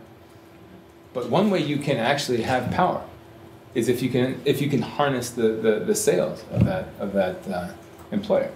If you can harness the contracts that employer has with its clients. And that can redress the imbalance of power. That can put workers at the table in dialogue, and that can change people's lives. So to wrap up, we saw a pretty compelling bit of video and some quotes that Kathy read from the Mexico expose in the LA Times. And if you haven't read it, you have to. If you're in this room, you have to read that expose. It's a 4-part series. Started on Sunday. The second one came out today. There's another, I think, Friday, and then this coming Sunday it'll wrap up. But the picture it paints is almost unimaginable. It's just too brutal to think that it exists in the 21st century. But it also gives us an incredibly valuable comparison at a time that's very important, a practical comparison, a sort of control experiment between corporate social responsibility, which is largely the abuses in Mexico were in large part the progeny of failed corporate social responsibility, and the WSR, and the fact that it took place in tomatoes, in the country that is the key competitor with the tomato industry of Florida, is only that much more relevant. Makes it only that much more relevant, and the differences couldn't be more stark. Brutal exploitation versus growing dignity and respect. Grinding poverty versus rising wages. Unbridled power and corruption versus dialogue and progress. The WSR model is changing workers' lives in Florida in unprecedented ways. But what's more important in many ways is that it's also changing the fortunes of the tomato industry. You had mentioned that it's gone from ground zero for modern-day slavery to 0 cases of modern-day slavery and being called the best workplace environment in American agriculture. And that's just in the space of 4 years. And in the process, it's serving the interests of the brands, the same interests that created CSR in the first place, the interests of putting out human rights violations, fires that turn into public relations fires. But doing it in a much more effective way. Because instead of leaving the human rights violations intact and dealing with them as a superficial public relations issue, it actually eliminates the violations at the bottom of the whole problem and therefore eliminates the public relations crises as well. And that's, in a state that for 50 years has been known as the harvest of shame. For the first time, the brands who are buying tomatoes from Florida's growers can actually rest easy at night knowing that they're not going to have the kinds of headlines that came out of Mexico this week coming out of Florida's field. And that's valuable because we know that there's a ton of time lost for brands after a story like that comes out in dealing with the crisis management. So the choice is clear. If the question is how to best protect human rights, WSR is the more effective model. But perhaps even more importantly, if the question is how to best succeed in business in the 21st century, the century of the communication age, when your business employs low-wage workers or buys the things that they produce, the WSR model is also a more effective model. So I'm stopped there, and I think I'm not even going to say what we do. Don't even. Yeah. We're just going to make up the order. You figure it out.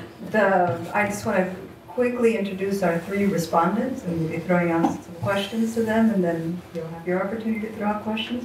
I also want to thank Eric Brown for joining us from Whole Foods. When I asked him about his bio at Whole Foods, he said, I've done everything. So he's been there since '92, and he's currently the senior global produce buyer. And anyone who can say that 6 times fast gets a free glass of wine. I'd also want to thank Gregory Ragnon, whose name I've practiced a lot, and I still probably mangle, who is also an expert in business and human rights and supply chain issues around the world. He is a research director at the Business and Human Rights Resource Center, and has been there since 2003. And finally, Professor Janice Vine, who's now slipped back into her seat. She is also a well-known writer and scholar. She is an associate professor of labor studies and employment relations at the School of Management and Labor Relations at Rutgers University. I couldn't memorize that one, I had to read it. And she's also highly respected and appreciated as a champion of workers' rights in our country. So, these are our 3 respondents. We're extremely lucky to have them. And I'm going to throw out the first question to you, Eric, because we've heard a lot from the perspective of the CW, from the perspective of the FFC, but from the perspective of a buyer, can you share what are the advantages, what are the challenges, and what's been important to Whole Foods about being part of a program like this? Is it being able to rest easy on decent wages and working conditions, stable employment? Is it some of the other things Greg touched on? How do you all experience this sea change in Florida? Yeah, thank you. Well, yes, I mean, agree with what Greg said. I mean, I think it's everything that he outlined there. It is important to us, important to me. Look back at my career at Whole Foods, and what Lucas outlined originally was dignity, and that's something that I instilled in my work and with my teams that I helped grow over the years. And when I became part of the procurement side of Whole Foods, that was something that I challenged myself with, and the partnership that we've had with the Fair Foods and the Fair Food Program sort of brings it all full circle for me. So I think it's been a wonderful thing to be part of. I've enjoyed the relationship the last, I think it's 5 years. Yeah. So it's been remarkable. When I first joined the procurement team, I was on the retail side of Whole Foods for many, many years, since I was a kid. I was empowered and sort of challenged to support this program from the beginning. So it took a while to sort of understand it and how it meant, what it meant for us and for CIW and the Fair Foods folks. But I've wholeheartedly enjoyed it. It's been a wonderful program, and I enjoy the conversations daily. Greg, Steve, Matt, and I. Matt's our sort of global associate coordinator. We've had many, many long conversations about the program for many, many years, understanding what works and what works for Whole Foods Market. And I think we've come up with a program that's been just just fantastic. Some of the challenges, I think, from the beginning was just sort of a comprehension of the program, understanding what it meant, what we were doing, what the CRW was doing, and then how to articulate that to our buyers in our regions, in our programs and stores. And I'm really pleased to see that the Fair Food marketing program has been launched. That's fantastic. It allows us to promote at the point of sale with tomatoes from Florida of what's going on, and that we've been a participating retailer for many, many years. So I'm excited and thrilled to see that. I've had conversations with John as Formace about it, and his excitement for his Pacific tomato growers. His excitement is absolutely contagious. So if you ever have a chance to talk to somebody about tomatoes, that's the gentleman to talk to. His enthusiasm is overwhelming. You get off the phone with him and you like have to take a breath and get a glass of water and go eat a tomato. He's pretty caffeinated too. Yes, yes. I always enjoy a conversation with John, and his entire organization of people are great. Let's see here. I think one of the original challenges was having a large breadth of growers in your tool belt to use. Thankfully, we had partners that were part of the program to begin with, the likes of Lady Moon, Pacific, Alderman, Lipman, and now Farmhouse, which is wonderful. Those have been partners with us for such a long time, and they were part of the original program, more or less, and it's been wonderful to partner with someone who's already has values like yourselves and with the Fair Food program. So it's been good to just sort of turn a switch and have it go. So, and just explain the program as another challenge to folks that we don't do business with currently. That's been a challenge, that we have a partnership that is legally binding, and if you want to sell to Whole Foods, here's a number to call and start the process. So it's as basic as that, and then articulating that model throughout our entire program, because our Whole Foods model is somewhat unique. Is we have a global procurement center, which I work for. We have regional procurement centers, and then we have store. So articulating that message in the program down the chain has taken some effort, but it's been good. Just wanted to say one thing about, we are so excited too about that Whole Foods has jumped on the point of sale displays, and they are beautiful. And we have the chance to see them because they're rolled out first in the Southeast. But I think one thing to call to your attention is that the really exciting thing about those displays are that CIW could have marketed as soon as the agreements were signed, right? Because everybody said, okay, the agreements are signed, we're good, let's stick a label on it, let's go. But because it is worker social responsibility, they said, no, first there's work to be done. And even though it would have been easy to do that and perhaps profitable to do that, instead of seeking funding for independent monitoring, it was not going to be until it was real.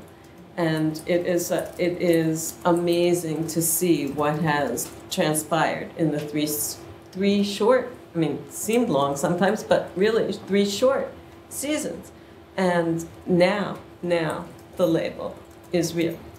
And because it is a worker-driven program, the label, you can be sure that when you see it, it's because of all the things that we articulated in the presentations. So I'll throw this out to all 3 of our respondents. It's rare to see partnerships this effective, right, that translate into actual change on the ground. What are your thoughts on what it takes to create these kind of effective partnerships? What's made this one successful, and what does it take to do that elsewhere? So, thanks, Kathy.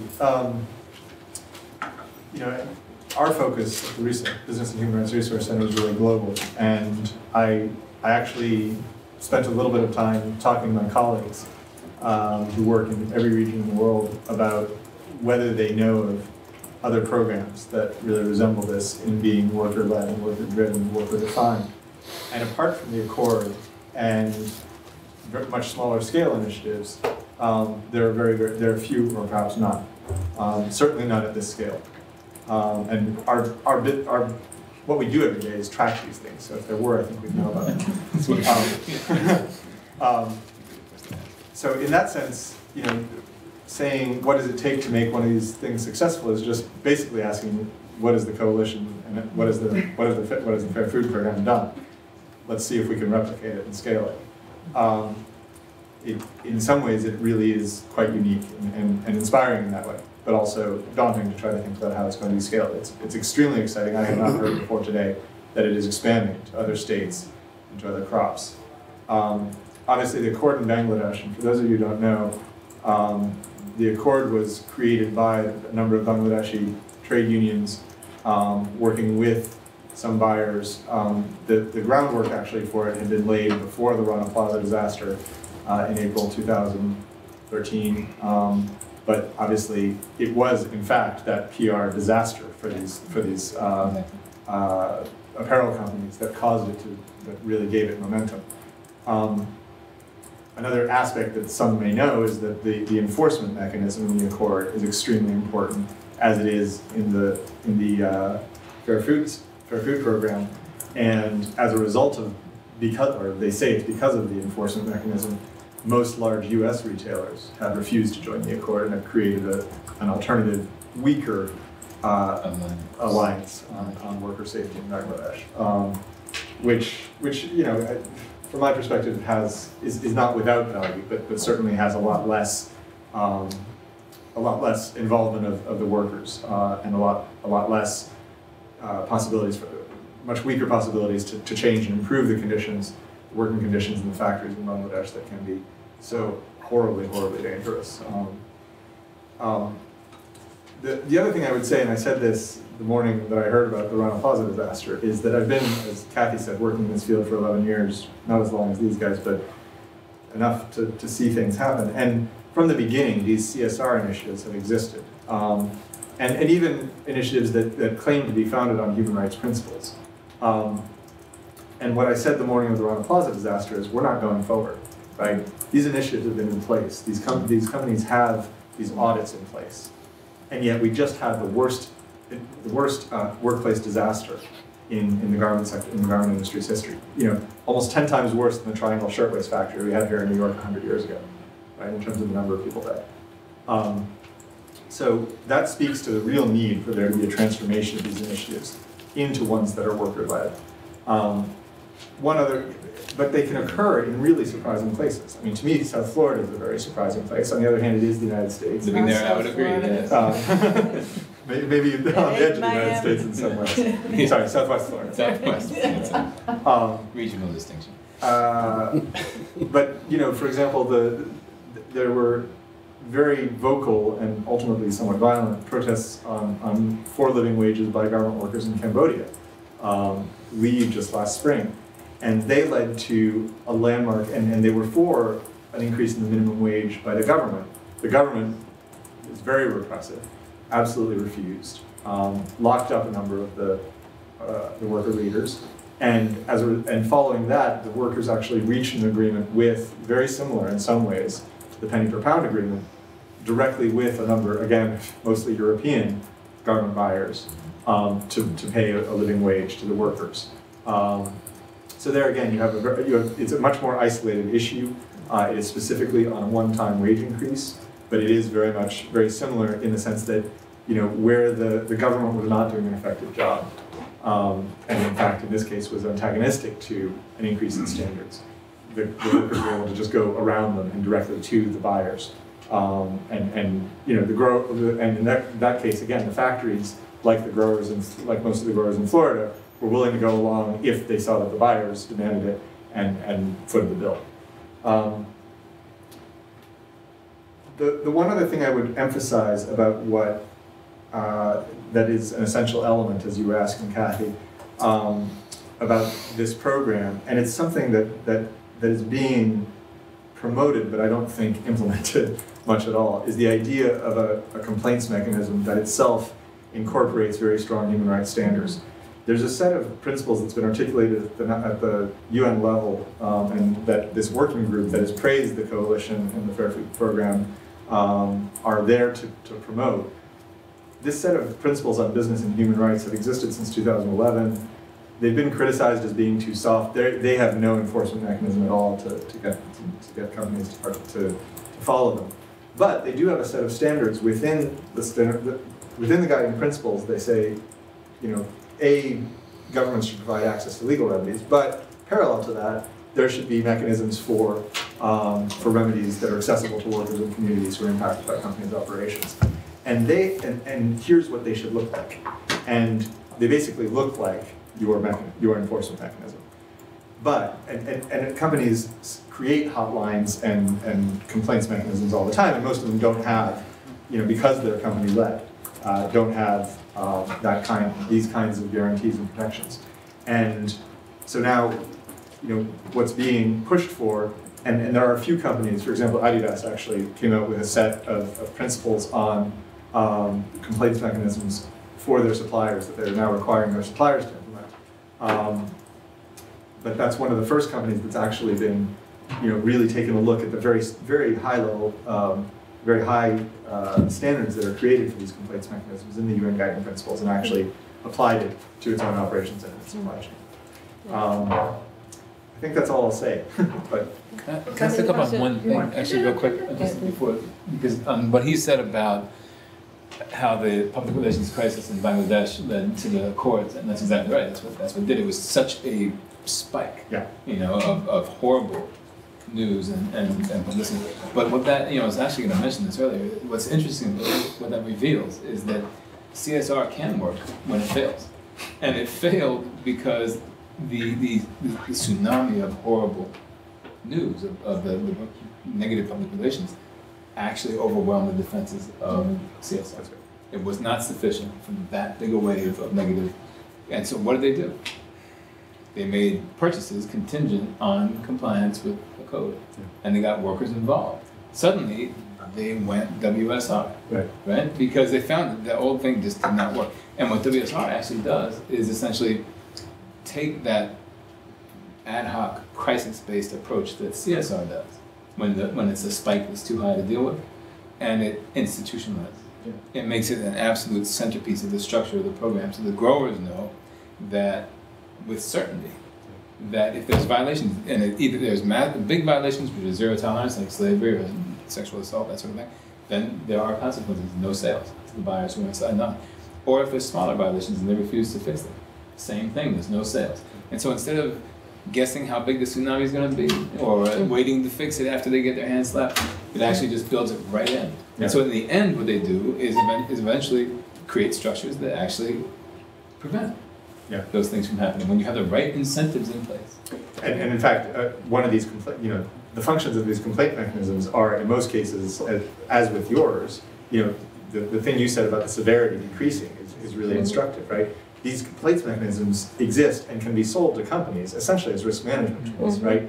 The idea is that you get your hands around these issues before they become crises.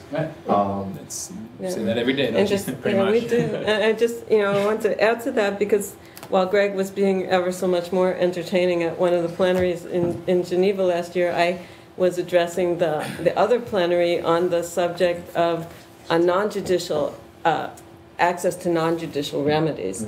And really there was nothing like the complaint mechanism in the Fair Food Program. There were a lot of sad tales of things that didn't function.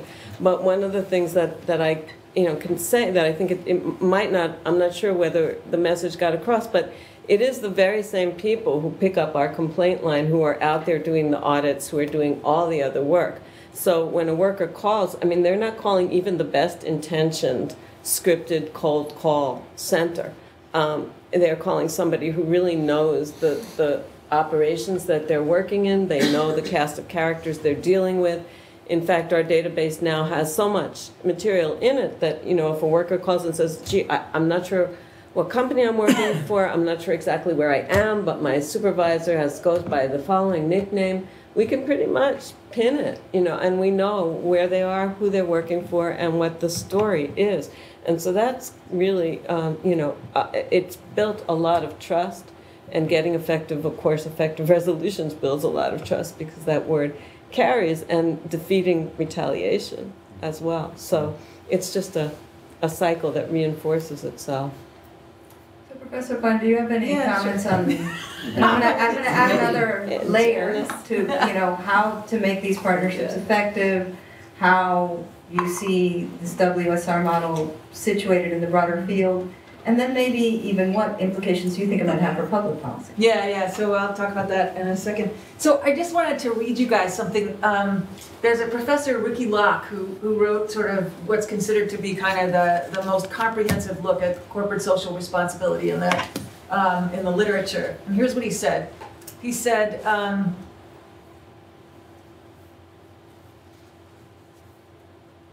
results of years of efforts by each of these companies, and he mentions Hewlett-Packard, Nike, Adidas, goes on and on. He looks at thousands and thousands of audits. He says, results of years of efforts by each of these companies at developing ever more comprehensive monitoring tools, hiring growing numbers of internal compliance specialists, conducting hundreds of factory audits, and working with external consultants. Working conditions and labor rights have improved somewhat among some of their suppliers, but have stagnated or even deteriorated in many other supplier factories. After more than a decade of concerted efforts by global brands and labor rights NGOs alike, private compliance programs appear largely unable to deliver on their promise. I don't want to blow this part. Private compliance programs appear largely unable to deliver on their promise of sustained improvements in labor standards in the new centers of global production. Right, so, and he says that these improvements have hit a ceiling.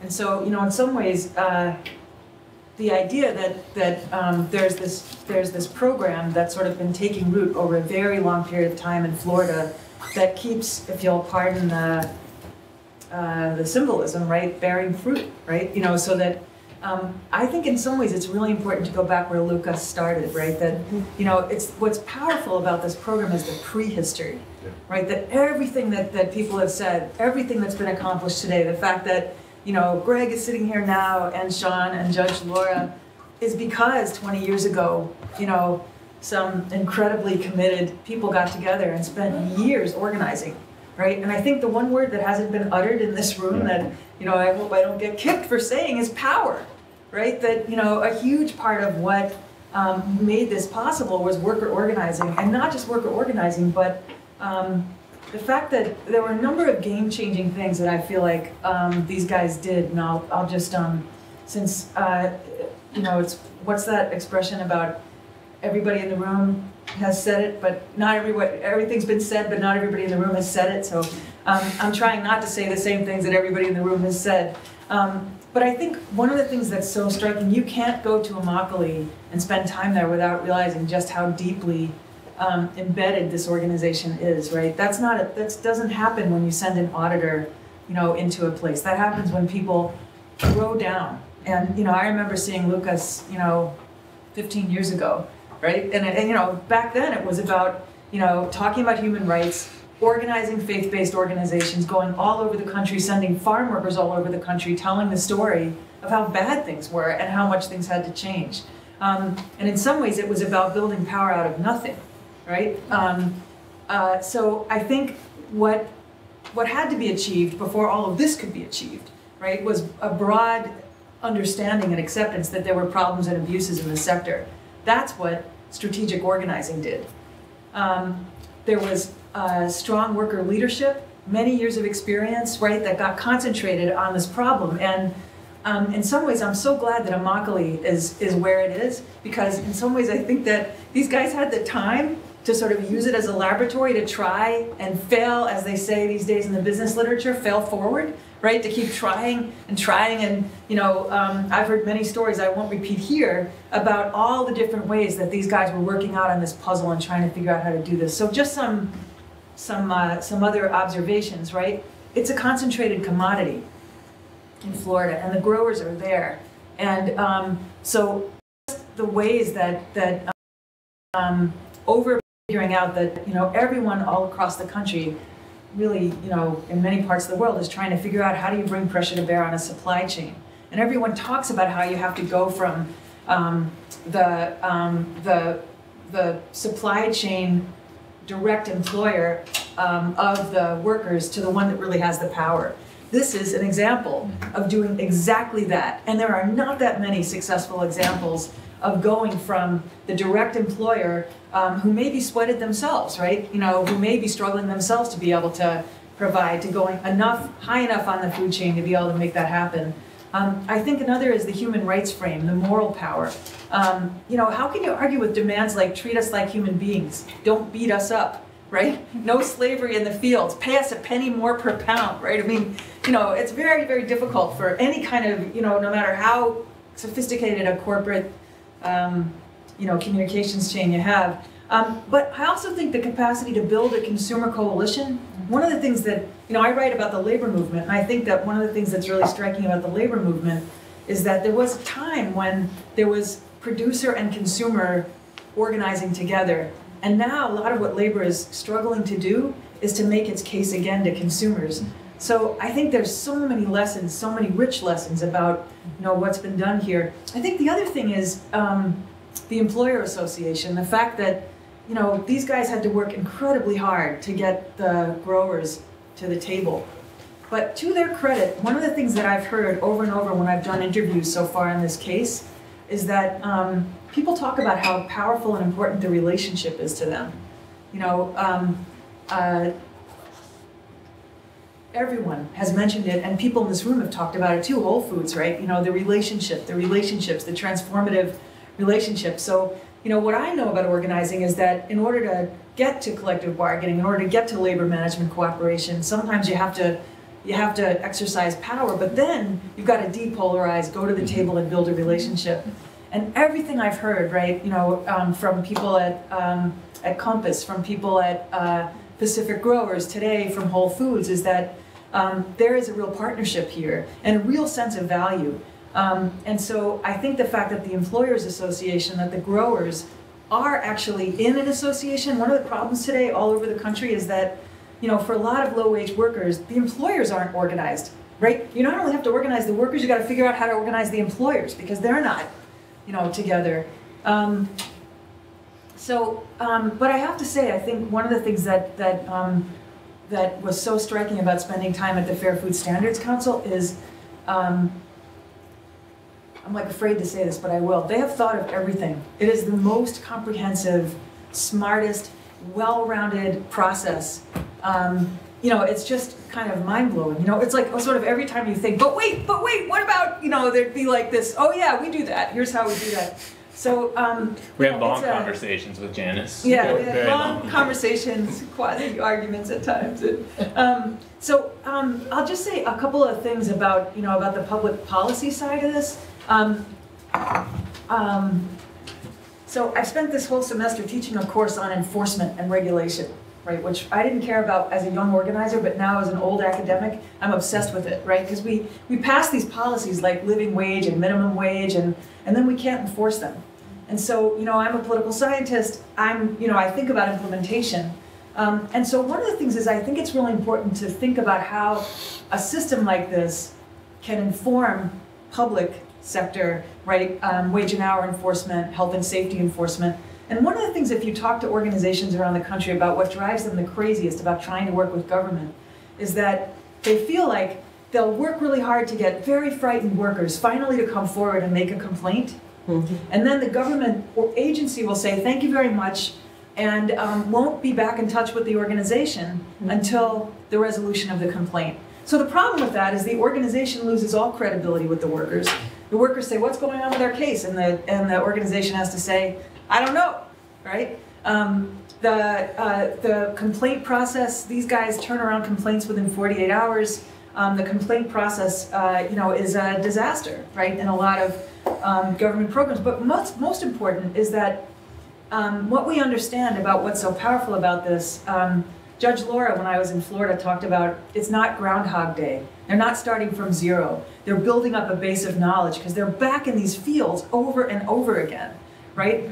The problem is that we've got such weak enforcement now at the government level that there aren't these repeat encounters. There isn't this ability to develop relationship between those who are doing the enforcement and those companies that, you know, are committing the problems, you know?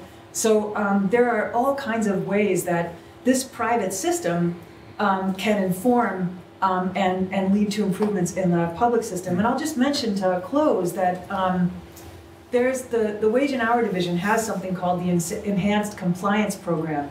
And that means that it actually has, in the past, directed corporations to have to clean up their supply chain, to have to fund cleaning up their supply chain. So if you have a system like this one that is more effective than any government program, based on a set of standards that are higher than anywhere else in agriculture, then what we'd want to see government do, right, is support it, either directly financially or by saying in sectors where there's a lot of non-compliance to the supply chain companies that they have to contribute directly, that they have to pay for it, right? And so that's the kind of direction that I hope to see this going. That, you know, that the federal government and state governments can learn from the incredible work that's being done at the Coalition of Immokalee Workers. So I'm going to have one more question for the three of you before we open it up to your questions. Eric, you purchase globally. Greg, you monitor globally. And Janice, you write practically, you know, in depth and globally.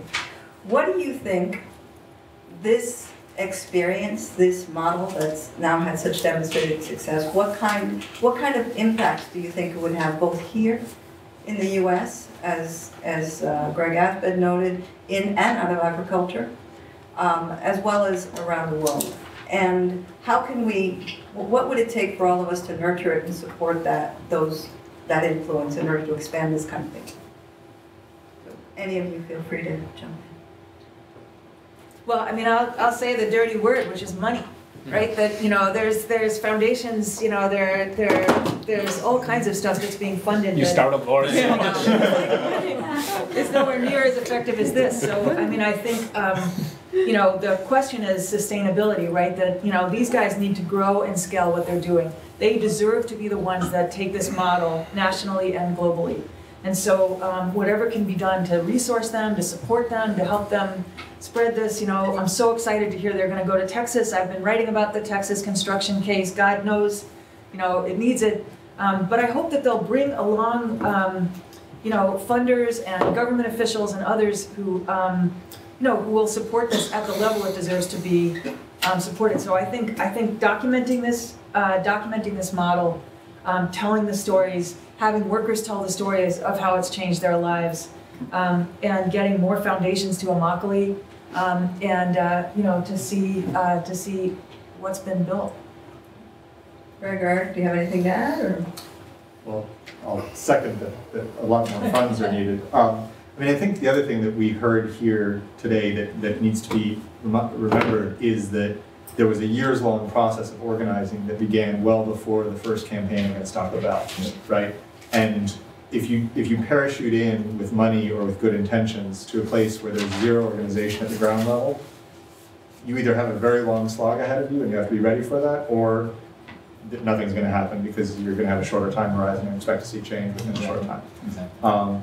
You have to have local partners who already have the fundamentals of organization. That was absolutely true in Bangladesh.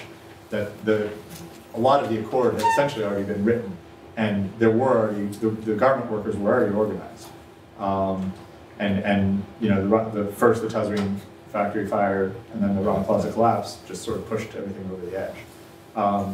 So the question about what to do in a place where civil society is severely repressed and where the workers are, you know, have not yet really begun to organize, and I don't know Mexico well enough to know whether that's the case, but certainly the story that was being told is that it is at a much, much earlier stage than Immokalee was, you know, 10 years ago, more like where Immokalee was 20 years ago. Suggests that, you know, we can't just parachuting resources in to situations where there's zero local organization is you know, throwing money down a rat hole.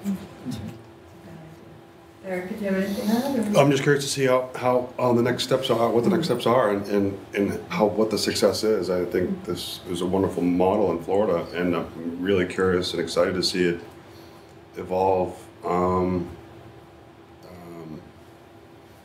what happens next? Sorry, I did have one more thing, and this actually builds again on the Pacific Growers and the Tomato Growers Exchange. Finding, anytime that there's a bad situation, it's not monolithic, right? I'm sure even in Mexico, there are places that are not horrifically oppressive. Exactly. And finding a local grower who is like this guy at Pacific, who wants to show how it can be done right, so that the common refrain of, oh, we can't because it's too expensive, or because no one else does, or because for whatever reason, because there's some stupid cultural practice that says that the workers have to wash in unsanitary irrigation ditches. All these excuses can just be wiped away by saying, if it can't, then why is it happening here? No, and just in the case of Mexico, there are places that are better, but I have heard that because of the corruption, because of the drug violence, that it's very difficult to actually distinguish yourself that much from everybody else, because everybody else wants to stay back. Yep. And so it's a harder than it was for John here, than down there. But any last words from CIW and FFS? I just want to say one thing. I just feel like if I don't say it, I'll feel bad about it later. So I want to say, I do think that it makes a difference that these guys have not asked for a union or collective bargaining rights. And that, I think that that's a huge distinction. And I think that, I've really struggled with them over this, really talked about, what does this mean as somebody who's a trade unionist and believes really strongly in unionism. I'll say that I think that the labor movement all over the world is in terrible crisis, and in the United States as well, it's in terrible crisis, and that the labor movement is in the process of reinventing itself. And just like government needs to learn from this program, I think also that it's easy to stand on the outside and say, why isn't it a union? Why don't they have collective bargaining? Or why aren't they fighting for it? But when I first started out in organizing in the late 70s, early 80s, I lived in Florida for a while. And we used to have this expression, we're waiting for Caesar, which was that we could see what a mess Immokalee was. We could see how bad things were for farm workers. But everybody was kind of waiting for the UFW to come in. And it doesn't mean, there were faith leaders on the ground, there was lots of stuff happening, but the truth is, if you look at the farm workers are,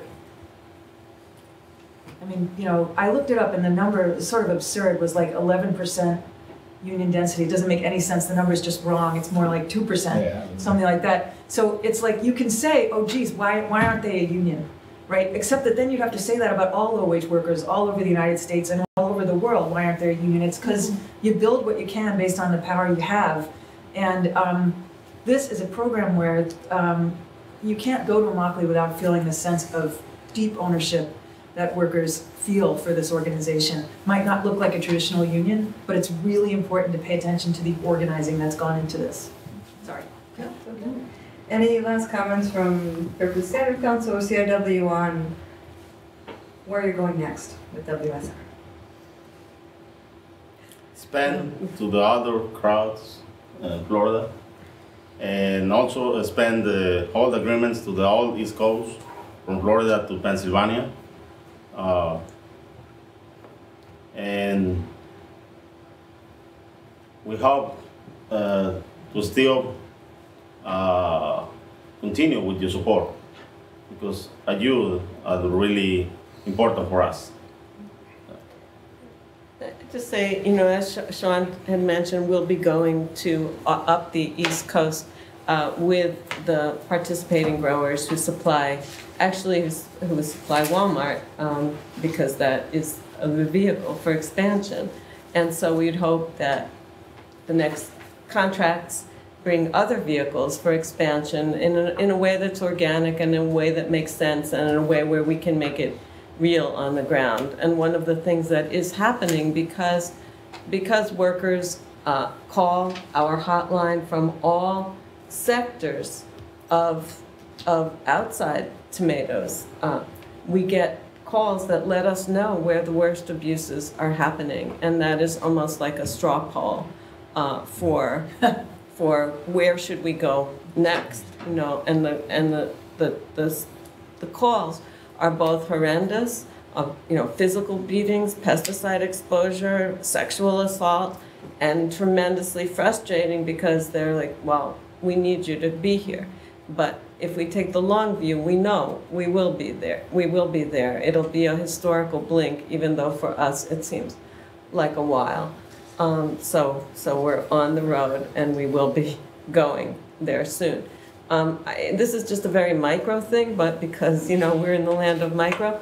So we're here in a CUNY Graduate Center, and Janice mentioned, you know, some things about the differences from organizing in the 1970s. Well, another thing that we've noticed that, or I have noticed because most of the other people at the Fair Food Standards Council are mostly my children's age. So I have noticed that there is a big difference too in terms of young people and people with skills answering a call to do human rights, cutting edge human rights work.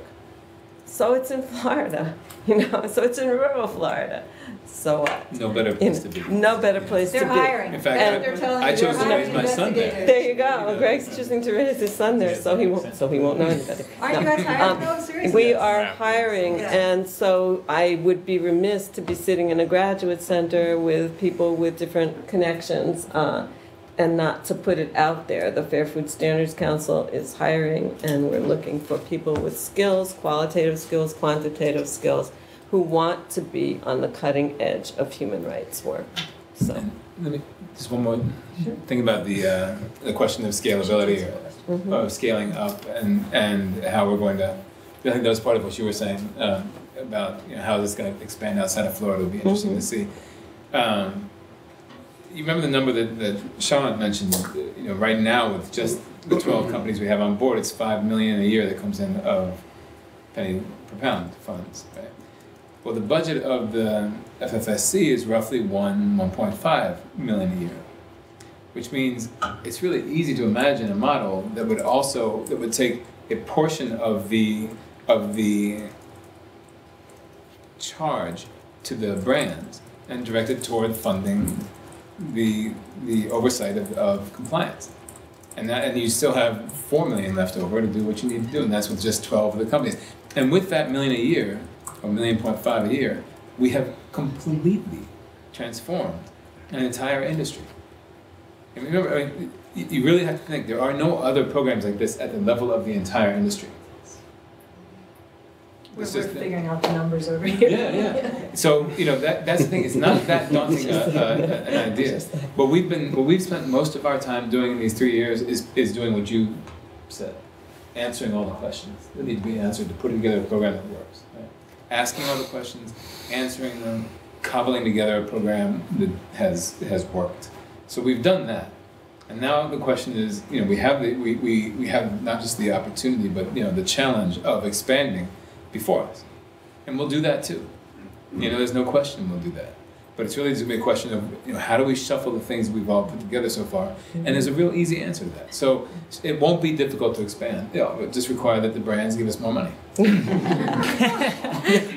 that's why we put you here in the center, Eric, so you won't be able to like scoot out. On the topic of answering questions, do any of you have some? Oh, no. Yeah. Grace? Thank you all so much. So I wanted to hear maybe some folks from Immokalee respond to Michelle Klein's question about the labor movement. Janice, although there is about this model in relation to maybe our understanding or even our myths of what the labor movement and what traditional trade unions can do.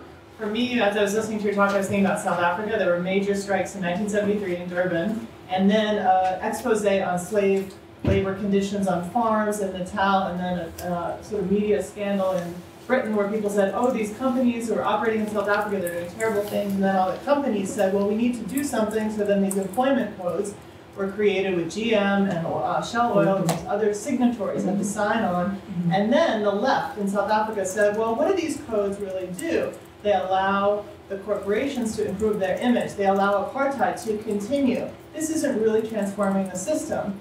And so I think, I don't know if other people have heard this history or they're familiar with CSR, but I think there are people on the left who could be really strong allies of this model, who might have that lingering sense that any kind of employment code is kind of capital co-opting organizations and making us feel better, but it doesn't really change the system. So I feel like there's allies that could be brought on board if you could get over that argument. Yeah, if you read some of the geographers, some of the literature, you know, some of the criticism by the geographers, that's a lot of what you just said. Any other comments or questions? Okay, well, I think this was very rich. It's Did you want to discuss that? You asked Yeah. a question. Oh, yeah. I didn't see that. But do you want to answer that question first? I mean, Why don't you take a few and take a then couple and then answer? answer? Yeah. This. Okay, this is very different actually. It relates to some of the enforcement questions. So it seems to me that, you know, where you're dealing with contracts and contracts between corporations and the Fair Food Standards Council or the CIW, you're going to have disputes about whether or not a particular action that happened on the farm is really a violation of the contract. And, you know, so I'm curious to know whether that's happened, whether that happens often. If it hasn't happened, why you think that is. I mean, I work for the New York State Attorney General's office in the Labor Bureau, and we, you know, do some sort of ongoing enforcement once we resolve cases. And those issues come up, you know, where there's a dispute over whether or not, you know, in fact, there's a violation or not. You know, and you know, I spend a lot of time thinking, how can we sort of avoid having those fights, you know, after the agreement's been signed? So, if you have any insights you have about that, I'd be curious to hear. Does anyone have a third? Okay, so those two questions. Anyone want to speak? I can talk to the first one. So I can say a bit about that. The second one's a judgy question. So to your question, have you ever read the book Where There Is No Doctor? Does anybody know what that book is? Mm-hmm. It's a book for people living in the global south, in rural communities, where there is no doctor. Okay? And it tells you, well, you know, you could bemoan your situation that there is no doctor, even though the doctor is the perfect solution maybe to when you're sick or hurt or injured as a peasant in the countryside. Or you could do whatever you have to do to survive, right? And here's some hints. You cut yourself with a machete, here's how you can sew yourself back up, you know, and that sort of thing, right? Because most people live, you know, living in the countryside in the global south live a distance away from the doctor that would actually kill them if they relied only on doctors to be the savior. Sort of like your thing about Cesar will come one day, you know? And so when we did our first strike, because we started by striking, I don't know if people know that, we were like a mini IWW, you know, really. I mean, if you want to question sort of our labor bona fides, we were more labor. We were like, you know, a bunch of immigrant workers who didn't speak the same languages, all getting together through songs and through drawings and through all the stuff that if you read the history, you'll see are very parallel. And we tried to disrupt production, right, by withholding labor. It's exactly what we did. Classic, you know, early labor movement tactics, right? We did that because that's all we could do, because we actually signed 5,000 signature cards in our first strike, which was a community-wide strike that just shut down things for a week.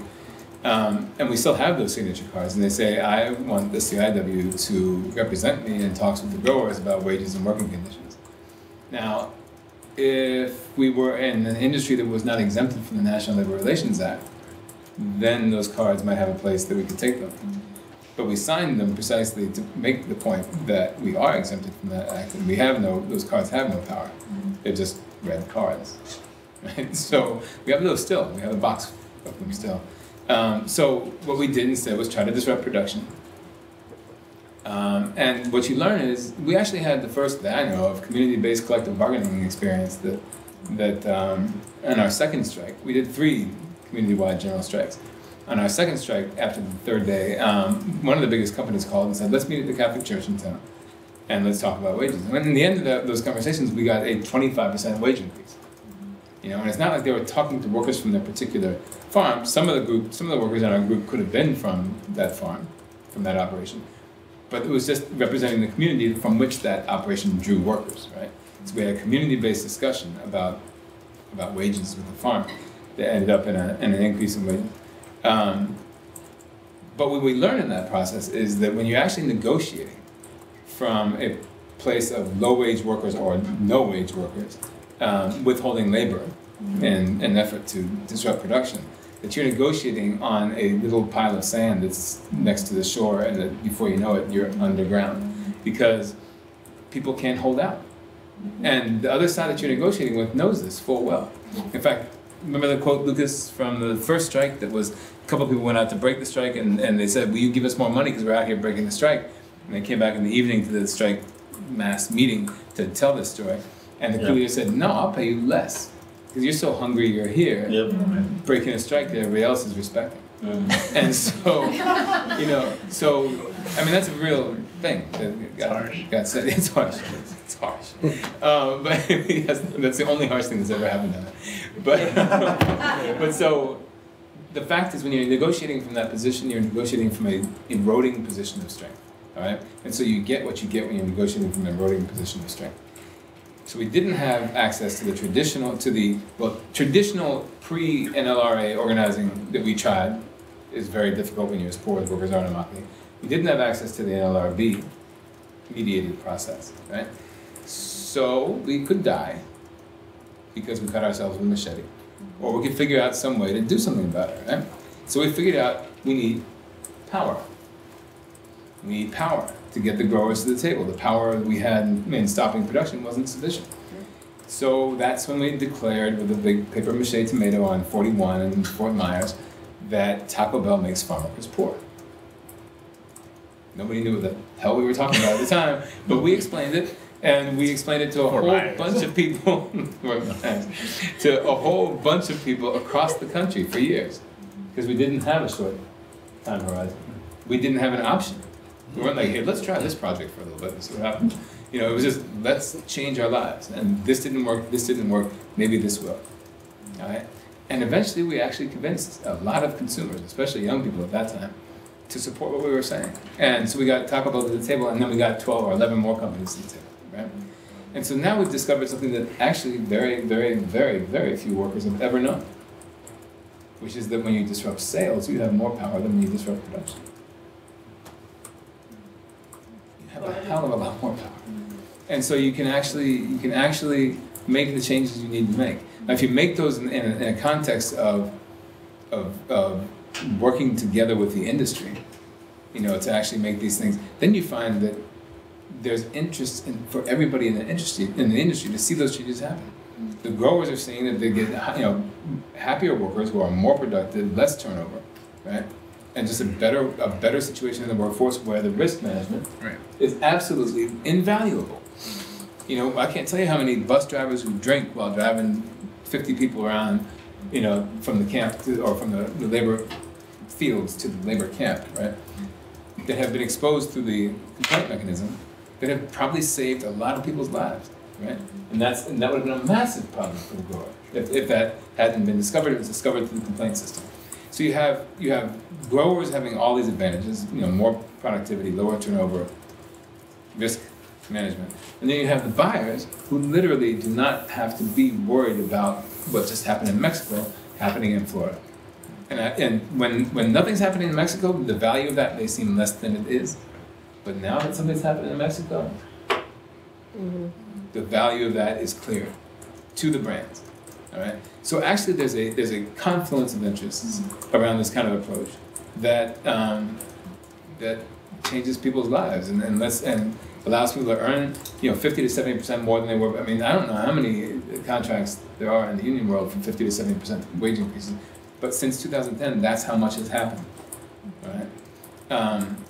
Or any kind of grievance process that's nearly as effective or as fast. And see, I don't even like to talk like this because I know I was a vice president of the last union I was in, and I was under UAW, but it was legal services for whatever reason. But I was vice president of that union. I was a shop steward the second I joined the IRS for a little while, and yes, I worked for the IRS and did it for a while. I mean, I believe in unions, all right? And I know how people in the union movement feel, as some of them, and they're quite defensive about the union movement because it is declining. And so I don't even like to make comparisons because all it does is fall into, it's like talking about, it's like going to a room of people, random people, and talking about immigrants, right? Half of them are like, screw you, immigrants, right? The minute you say the word, half of them are like, illegal, and so you can't get in that head, right? That's the same sort of thing. Like you can't have from outside the labor movement, you can't have a very rational discussion about labor and this context. People don't know this context, they've never been in this context, they're just speaking from thought, not from practice. And so, that's a long answer to your question. Oh, that's good. So, the enforcement question on the appeals, the Code of Conduct does have an appeals process in it, and if a participating grower disagrees with a recommended corrective action by the council, they could activate that process, and it would consist of CIW choosing a labor law professor, the grower choosing one, and the two of them choosing a third. No, it could work, but luckily we've never had to put it to the test so far. And the reason is, I think, a few things. One is we built, I mean, I'll do them from in increasing order of importance, okay? So this is perhaps the least important because it normally doesn't stop opposition. But we do build good cases. We have a lot of good intel. By the time we go to a grower to ask about something serious, we have a lot of facts. And they're facts that they, in their very, we've done a lot of training with growers to try to help them understand how investigations should be done, as opposed to, marching out and saying, do you accuse him of sexual harassment? She accused you of sexual harassment, I'm serious. So we've done a lot of training, but the process we use is, as you would expect in a worker social responsibility program. We guarantee confidentiality, we don't put people in jeopardy during the investigation, we go to where they are, where they can be least conspicuously interviewed, and or we do a lot of work on the telephone because we're statewide. But we're building on the trust that CIW has developed in the farm worker community for 20 years. So people talk to us and we build good cases. That's number one. Number two, what we ask for is reasonable. And normally it is something that inures ultimately to the grower's benefit. They have a risk in their system, they have a supervisor who's a bad apple, they have a procedure that's not working.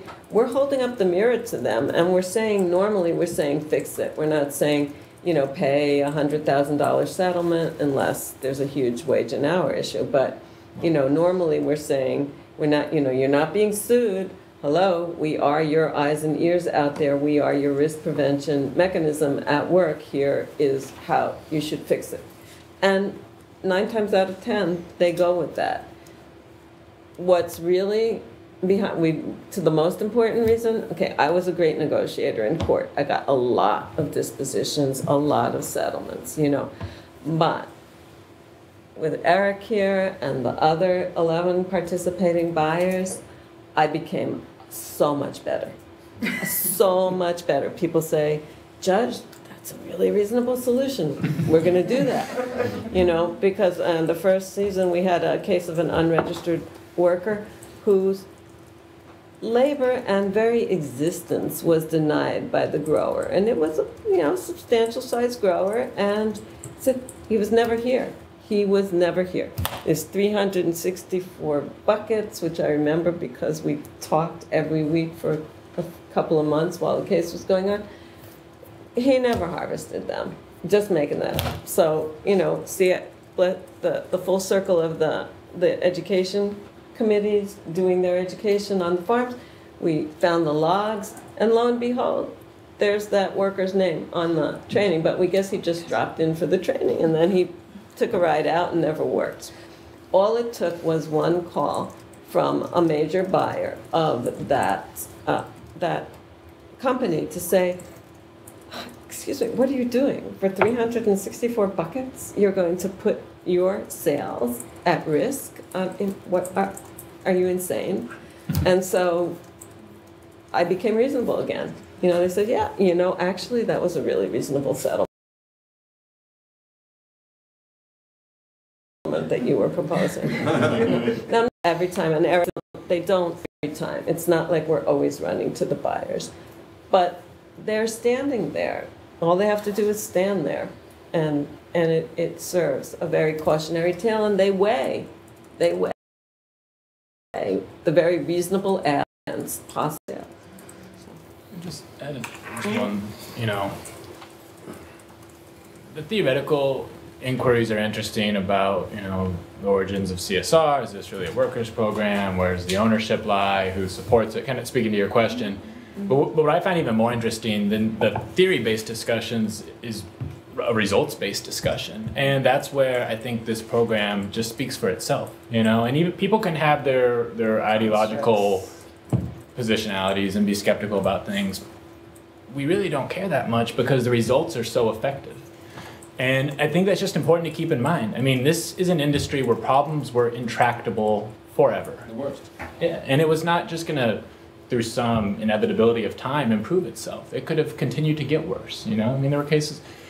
So this program achieves its effectiveness through the mechanisms you've heard today, and this is the first event like this we've done. And you know, we could have said that at the beginning, but this is only our second report, even though if you include the 2 years of the pilot project, this thing's been going on for 5 years. We waited to publicize results until we were certain we had something that worked and was worth sharing. And so I just think it's important to keep that in mind, that the program has demonstrated its effectiveness.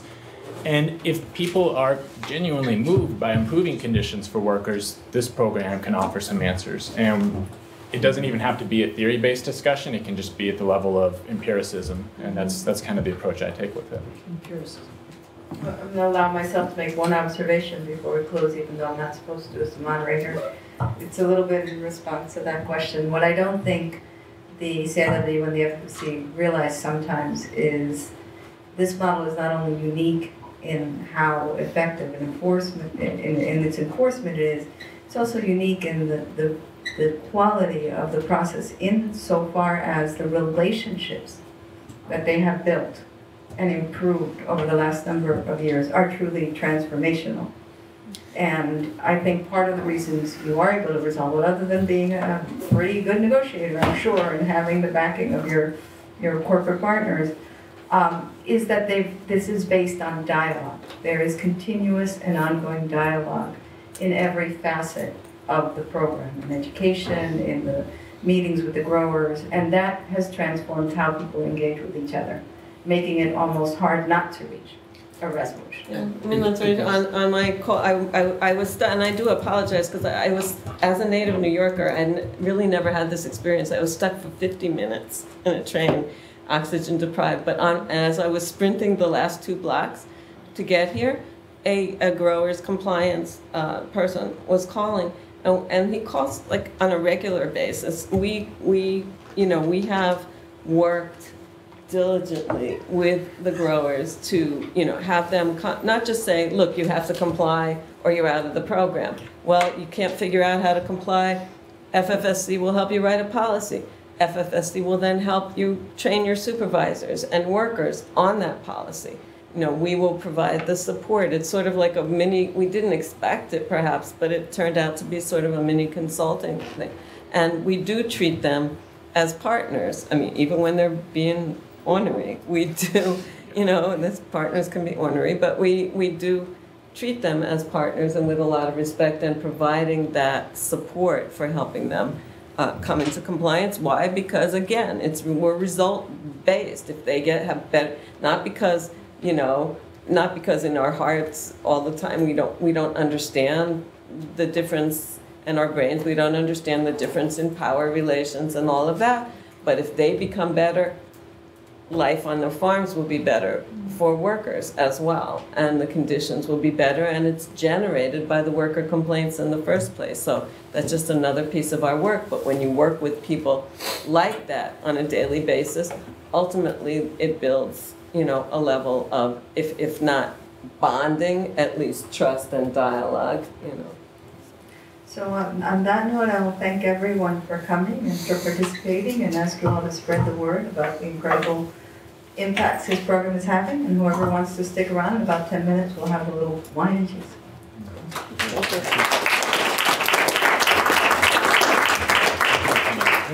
Appreciate it. Yeah, Eric, thank you so much. I'm so glad to meet you. Nice to meet you guys. Next name in the face. That's great. So wait, what's the baby's name? Charlotte. So, but you already had one. I have a 2-year-old. And that was the son or daughter? Son. So that's perfect. That's been the kind of household challenge the last 3 weeks, is how to prepare a new baby's arrival in the household. And Nicholas was just wonderful. So. Oh yeah.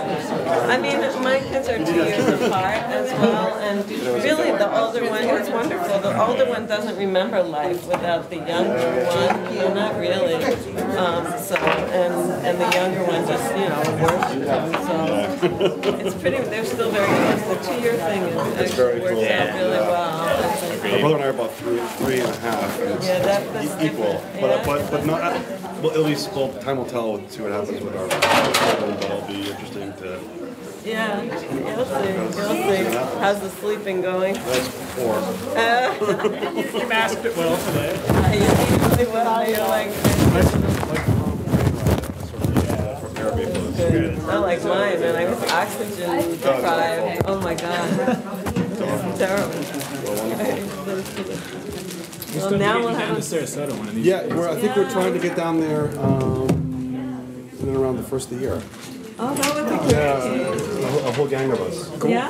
Yeah, we want to obviously see Lady Moon, Pacific, and all the gang. And Walter down in Alto, yeah. And Walter Ruff is farmhouse. He's fantastic. Yeah. He's a good guy. I think he'll do well in the program. So looks like We're gonna get down. Yeah, we're gonna get down to see him. I think also earlier. Oh, good. They did make a visit, but he joined, which was great that he did. I mean, you all really brought him in. He just took some recordings. Yeah, I know you did. Yeah,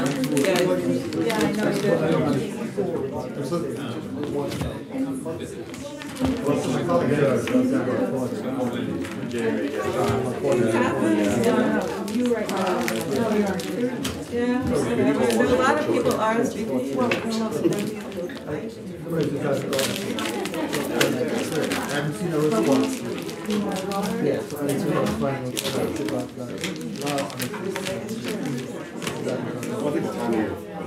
Yeah, it's also, yeah, you're moving towards right.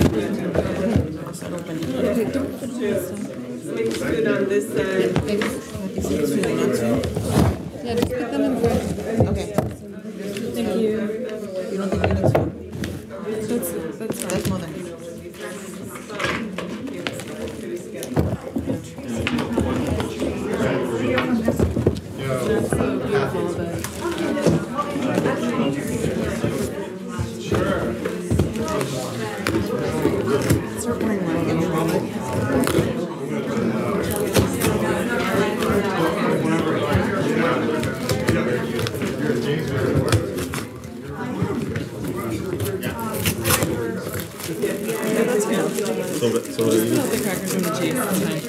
Sobreviviste. entre la película, el evento nosotros y eso, son muchas cosas. No se puede hacer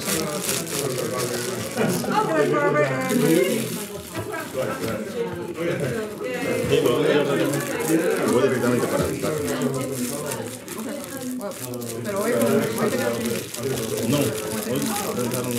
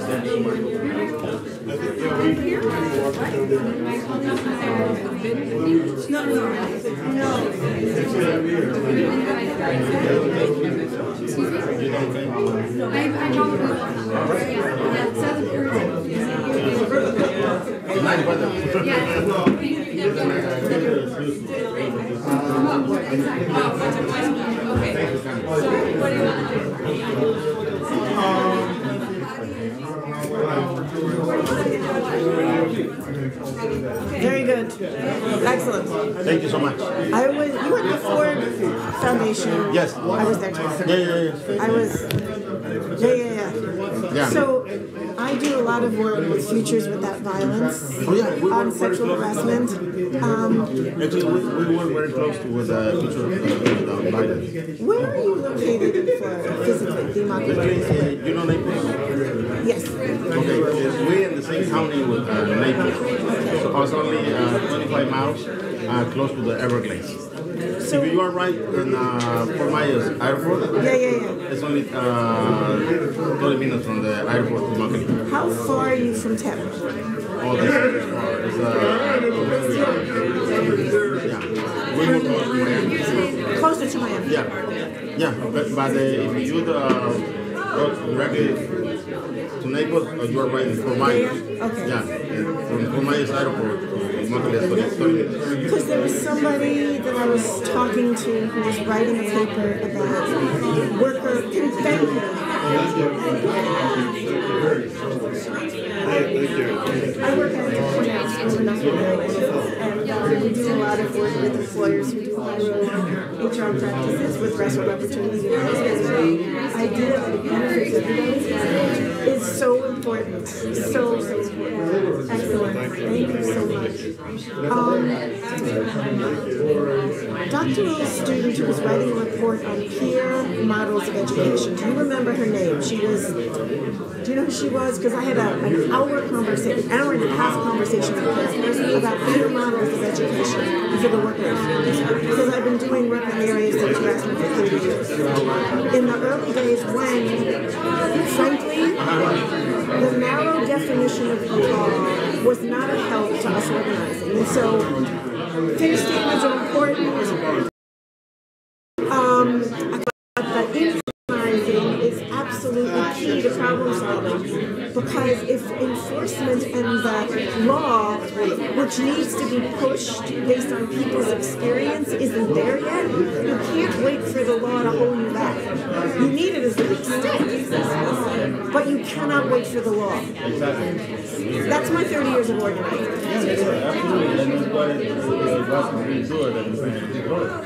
Yeah, because if you would try to pass a law, this would provide shade to the fields, it never happens. Right. Yeah. So did you know Jessica Gouveia from the farm workers? Yeah, the sound. She's a colleague of mine. All right. At Cornell. She was at Rutgers. Okay. And then she came to Cornell. She was involved with the farm workers and Dolores Huerta. And then she died 10 years ago of breast cancer because of the pesticides from the field. But she was my